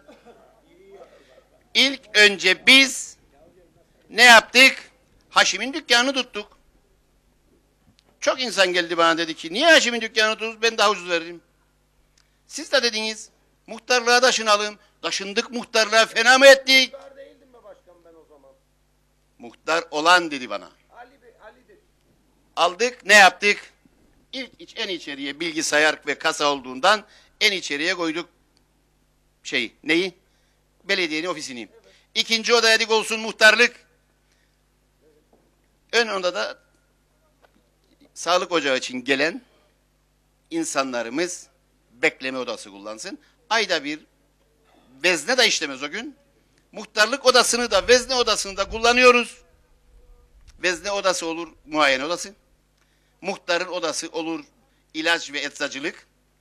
Dışarıdaki odada olur bekleme salonu. Yok. Bir tane de belediye çalışanlarının parmak basması için bir makine koyduk. Bu sanırım birini rahatsız etmez. Kimdir bu belediye çalışanları? Dağ yolunda ve Pınarbaşı'nda oturup da belediyede çalışanlardır. Ha.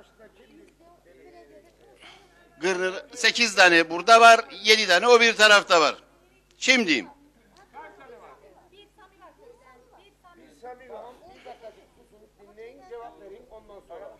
Evet başkanım, devam edelim. Şimdi ben belediye başkanı seçildiğimde Dikmen çöplüğüyle anılırdı. Her taraftaki pislik, moloz, sanırım her tarafı temizledik. Dikmen çiçekleriyle anılır. Evet, devam edelim.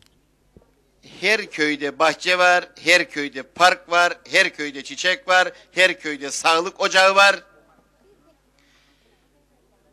Biz Dikmen Belediyesi olarak biraz önce de söylediğim öz kaynak gelirleriyle yatırım yapabilen ender belediyelerden bir tanesiyik.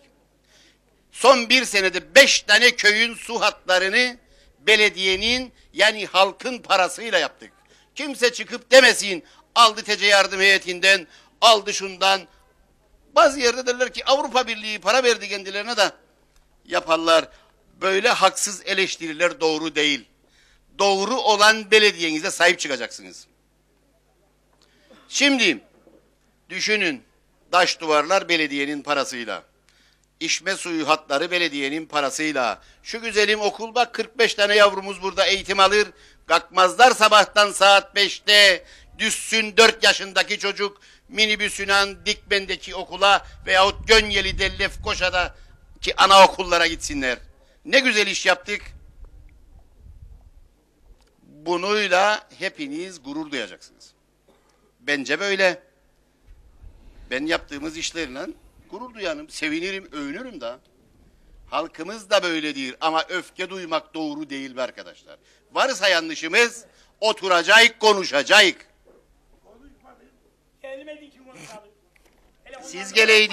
Siz geleydiniz arkadaşlar madem ben gelmedim. Bir senede 5 tane köyün, geçen sene Temmuz sıcağında FOTA'nın neyini değiştik? Su hatlarını paramızla, FOTA'lının parasıyla. Değiştik Göçeri'nin, yarı mahallesinin neyin parasıyla? Orasının. Şirin Evler'de aynı, Pınarbaşı'nda aynı. Güngör, bazı deliler siyaset yapar hem partizanlık. 12 tane oyu var Güngör'ün. Bütün içme suyu hatları yenilendi. Tıpkı burada yenilenecek Emine Hanım. Ma biz uçamayız ya, bunları nasıl gazdığımızı bilirsiniz. 5 Emine Hanım üstüne giderik bu işlerin.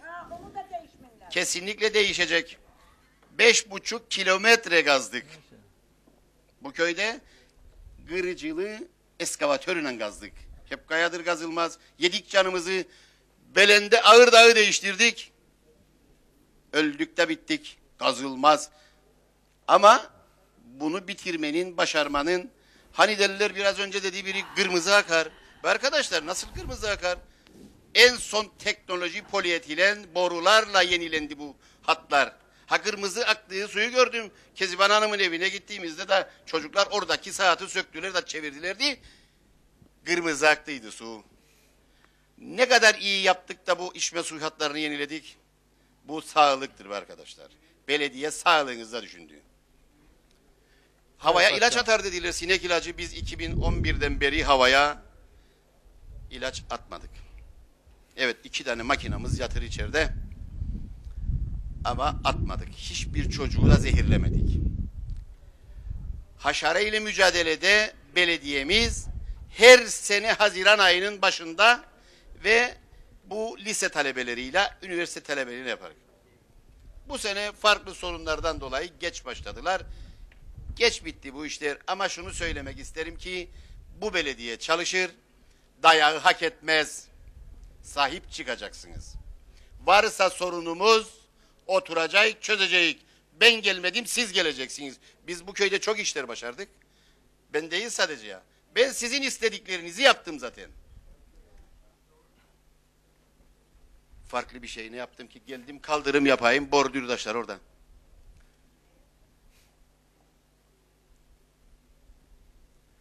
Benim arazime giremen dediler. 1 milyar da para verdik. Hudut tespiti yaptık. Evet. 1 sene geç yapacağız kaldırımı. Ya. Malı değil kardeşim. Biz de hudut tespiti yaptırdık. 1 milyar da para verdik. Olsun. Kaldırım. Bakın uzmanlar köylerde kaldırımı önermez. TC yardım heyeti kaldırıma para vermez. Bunu bilin. Yapacaksan kendi paranla yapacaksın. Ben de sorarım. İster misiniz? Ama geniş yola yapacak kaldırımı. Dar yola kaldırım nasıl yapacak? Biri bana söylesin. Araba nasıl geçecek?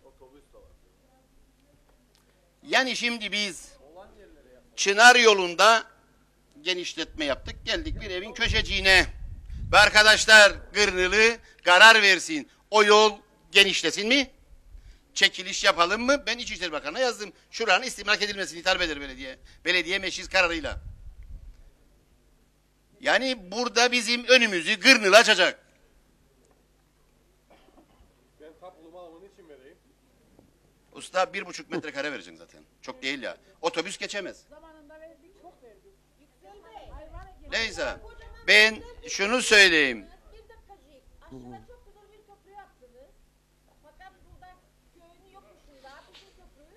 Şimdi iyi hatırlattınız. Yani şimdi burada Allah aşkına o beyefendinin tarlasına girebilir miyiz?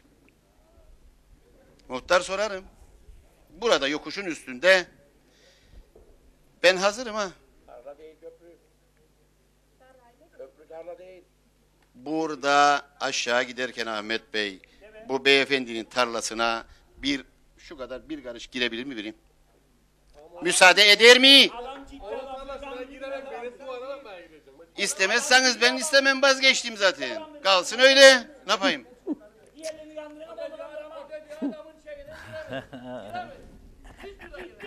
Nasıl koymaz adam bizi?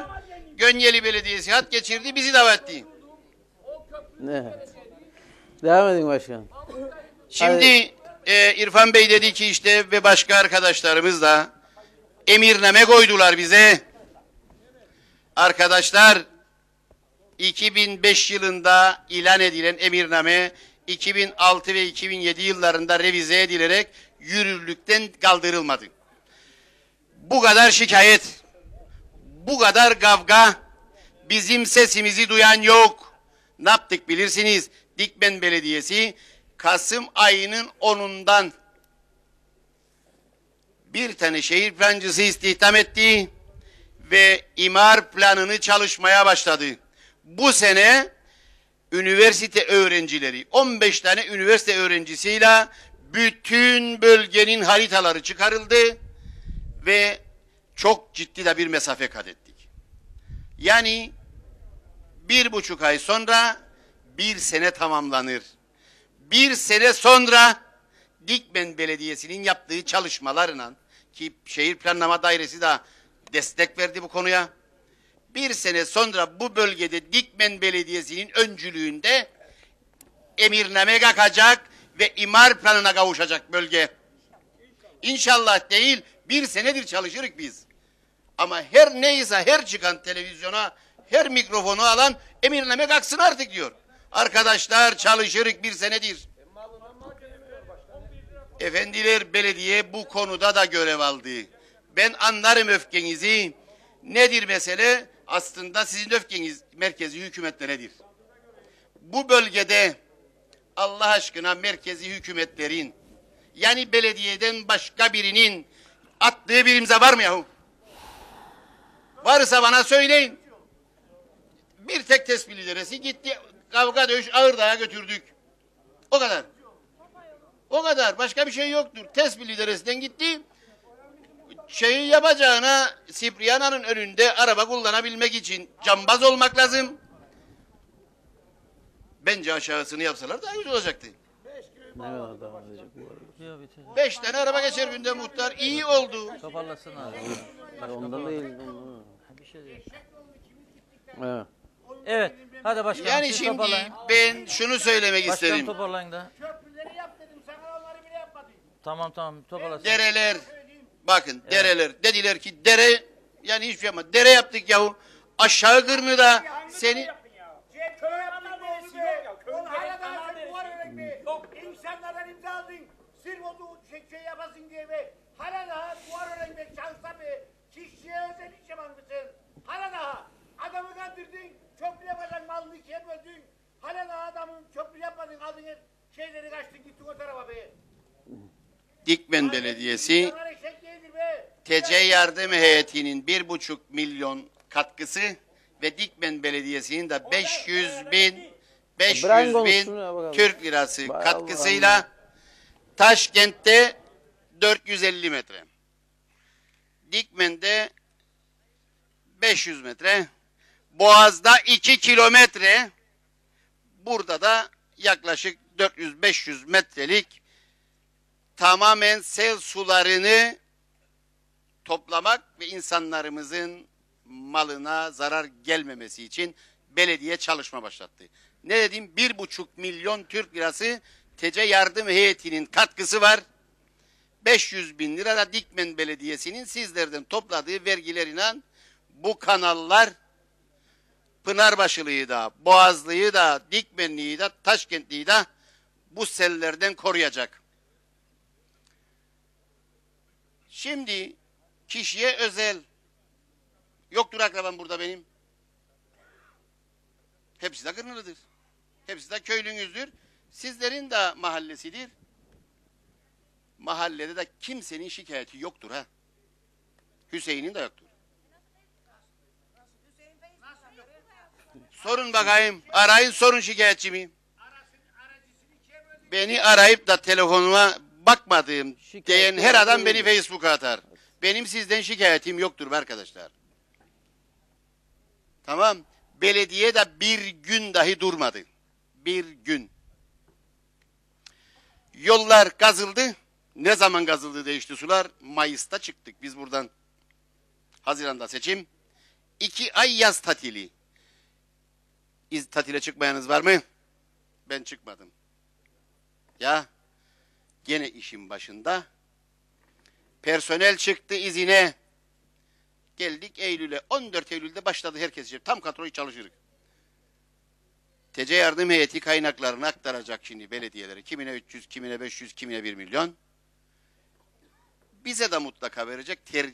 Birinci tercihimiz asfalttır. Ve birinci başlayacağımız köy de Pınarbaşı'dır. Ondan sonra da muhtarın köyüne Taşkent'e. Başka bir yere asfalt yok. 2018 projelerimizde de Boğazköy'e gidecek biz. Evet, Boğazköy'de şunu söyleyeyim. Pınarbaşı'nda, dağ yolunda, Göçeri'de, diğer köylerde de yaptığımızın urubunu Boğaz'a yapmadık. Yapmadık mı arkadaşlar? Boğaz çok daha iyi durumdaydı diye daha zorda, daha ihtiyaçlı bölgelere yöneldik. Yani bunu bilin. Bir plan, bir program çerçevesinde yürüdü bu işler. Kimse öfkelenmesin. Belediye oradadır. Ama muhtara gırgınım.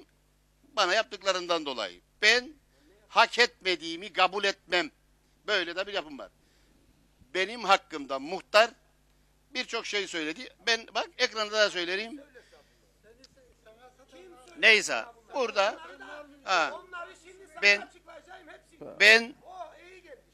ben hangi vatandaşımızın başı ağrırsa, bir sıkıntısı varsa bu belediye yanında olmuştur. Hiçbir insana da ne ayrı, ne gayrı, ne başka bir şey, ne başka türlü de davranmadık. Benim sözüm açıktır. Lütfen. Ben muhtara söyledim. Muhtar beni çok suçladı, bunları falan.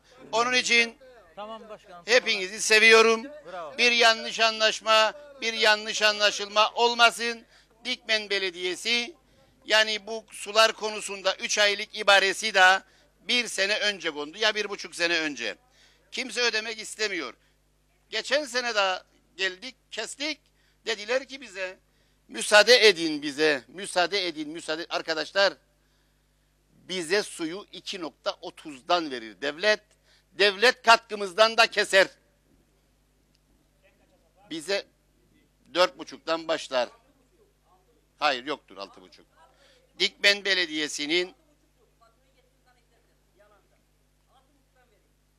Belediyesi'nin faturası varsa 6,5'tan ben kendim ödeyeceğim faturayı. Al da gel. Dikmen Belediyesi'nin faturası ilk 7 ton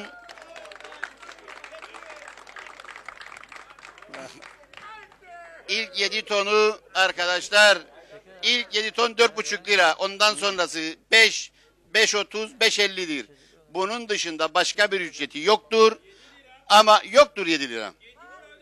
Evet. Sayın Başkan. Arkadaşlar hepinize çok teşekkür ederim. İyi olmadı, itişme kakışma da oldu ama kırgınlık olmasın. Sonu iyi gelsin. Sayaçlar 1.000 lira şebekeye bağlanma ücretidir. O birilerini çöp bidonu veririk, sayaç takarık, diğer bağlama, ulama, işçilik toplamı 1.750 Türk lirasıdır. Evet. Teşekkür Garip ederim değil başkanım. ustam. Ben hepinize Sağ çok ol. teşekkür ederim. Sağ ol. Evet. Evet. Ver oğlum muhtara. Muhtara noktalayacağız programı.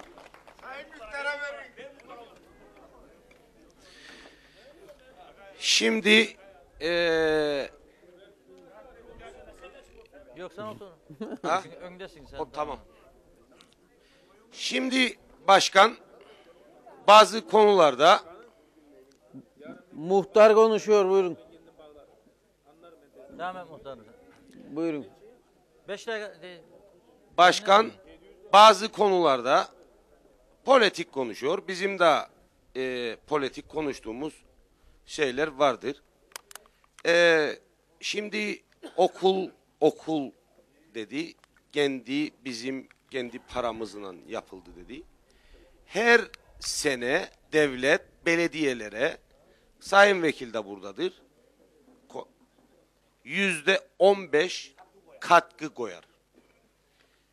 Belediye bana demesin, biz kendi kaynaklarımızda her sene her köyün okuluna %15 katkı devlet verir ve belediye mecburdur okulların bakımını belediye yapar.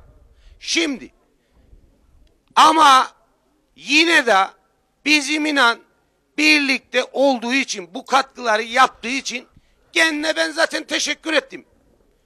Bundan hiçbir şeyim yok. Gelelim duvar konularına. Duvar ördük dedi. Duvarları belli başlı evlere örüldü. Benim bildiğim duvar, belediyeler bir proje yapar ve bu projeye dayanarak TC elçiliğinden, Avrupa Birliği'nden verir bu projeyi, onaylanır ve parayı alır ve yapar. Bizim köyde ne oldu? Yarıya kadar yapıldı. Ondan sonra kaçıldı, gidildi. Buna da bir şey demiyorum. Arayıp bize bir günden bir güne Kemal böyle böyledir be kardeş. Bu biz bir sene sonra başlayacak bu işe. Ya suyu Türkiye suyunu bağladı. Türkiye suyunun bize bağlandığını söylemedi. Söylemesi lazım çünkü bizim suyumuz içilirdi. Gelelim maç konusuna. Maç konusunda benim üstüme 50 kişi saldırdı. Ve bu kişiler de bira şişeleriyle maça geldi. Ben kulüp başkanıyım. Kulüp başkanı olduğum için telleri bastırdılar hakeme, değneklerle şey yaparlar kana bir söz söyledim. Bir söz söylemem inan üstüme 50 kişi geldi. Ve belediye başkanı bunun fotoğraflarını attılar gene telefonuna. Gitti Şirin Evler'de katil muhtardır dedi. Bu adamı dedi. Bu adam. Bir dakika ya. Ben seni dinledim. Sen de beni dinle. Sen bana bunları söyledin. Karşıma bir sene evvelden köyü ikiye böldün. Yanlış anlama ben neyse o ikiye böldün. Karşıma aday çıkardın. Ev ev gezdin. Bana oy verilmesin diye söyledin. Nasıl senin bu köye hizmetlerin varsa, adamların varsa bu köyde de beni seven, benim de yaptığım bu köye katkılar var. Hizmet var. Ben köyüm için ölürüm. Canımı dahi veririm. Ha, gelelim özür meselesine. Köyüm için senden özür dilerim. Bravo Muhtar. Öpüşün şimdi çok güzel. Tekrar oğlum al yakın ol.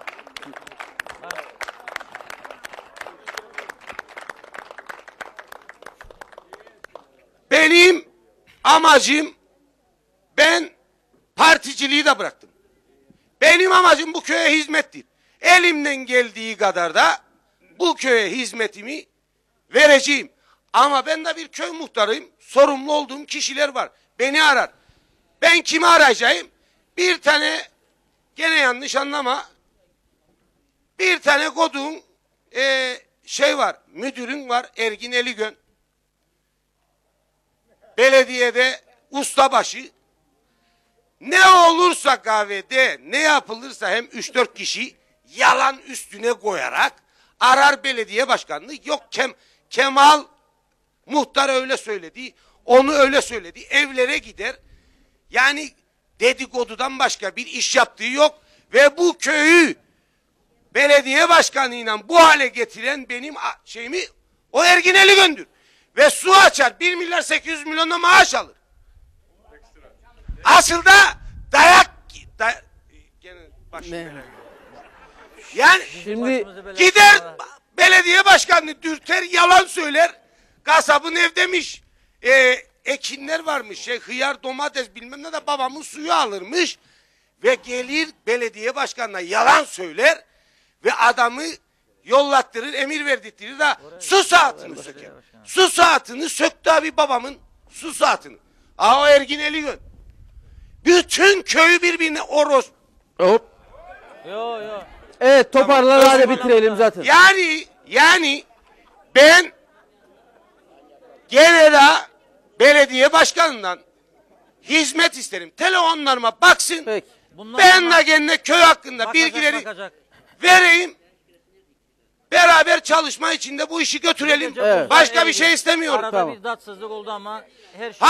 En önemli bizim yanımızda duracak. Çünkü biz köylü olarak kararlıyız.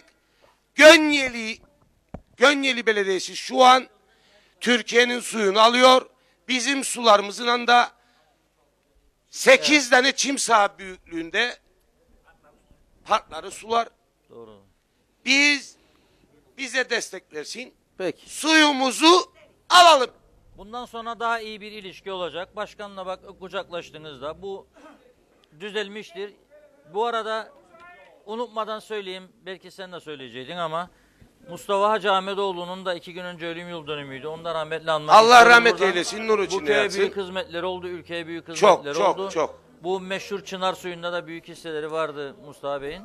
Onun Bir için de ona da bir rahmet buradan gönderelim. Allah rahmet eylesin. artık yavaş yavaş. Bir de son sözüm, kırsal kesim arsası Ulusal Birlik Partisi döneminde dağlık araziyi dedik kendine vermeyin seçim olarak verdik. Şimdi gittim Ayşegül hanıma rica ettik. 3 ay sonra randevu verdi bize. Gittik, sağ olsun ilgilendi. Ama 2 ay geçti. Hala daha ses seda yok. Biz bu yerimizin düzeltilip köye yakındır, elektrik, su mevcuttur köye. Çünkü bizim köyde mal sahipleri Demicek Belediye Başkanı'nın dediği gibi en büyük malı tutan Mehmet Kader diye bir vatandaştır ve bazı 5-6 şahıs. O yüzden bizim gençliğimiz köyü terk ediyor. Benim en büyük hayalim köyümüzde çok hali yer olduğu için köyümüzün gençliğini köyde tutup köyü terk etmemelerini isterik. Sayın İçişleri Bakanı'ndan rica ediyoruz. Bize yerimizi düzeltip ve insanlar evlerini yapsın. Teşekkür ederim. Bir de belediye başkanından rica ederek, bir grubumuz yoktur.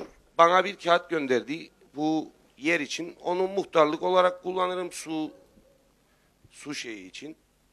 Gayetli kimi saymış, gitsin gayet olsun. Olamam. Çünkü orası muhtarlık olarak kullanırım. Bize bir grup konusunda ve halı saha konusunda yer aldık Evgaf'tan aşağıdan. Bize katkı versin. Birlikten güç doğar. Bize hizmet verirse biz de her zaman yanında olacağız. Hiçbir şikayetimiz de olmayacak. Peki. Bu Teşekkür kadar. ederim. Bravo. Teşekkür ederim. Evet. Güzel başlayıp tatsız devam eden, sonrasında güzel bir sonla noktaladığımız değişik bir program oldu. Şiddetle hiçbir şey çözülmez tabii. Herkes konuşarak anlaşır. Aynen gecenin sonunda olduğu gibi. Katkı koyanlara teşekkür edelim. Bu haftayı da böylece noktalanmış olalım. Haftaya olaysız bir mutlu yakada güzel bir program bizi bekliyor diyelim inşallah. Görüşmek üzere.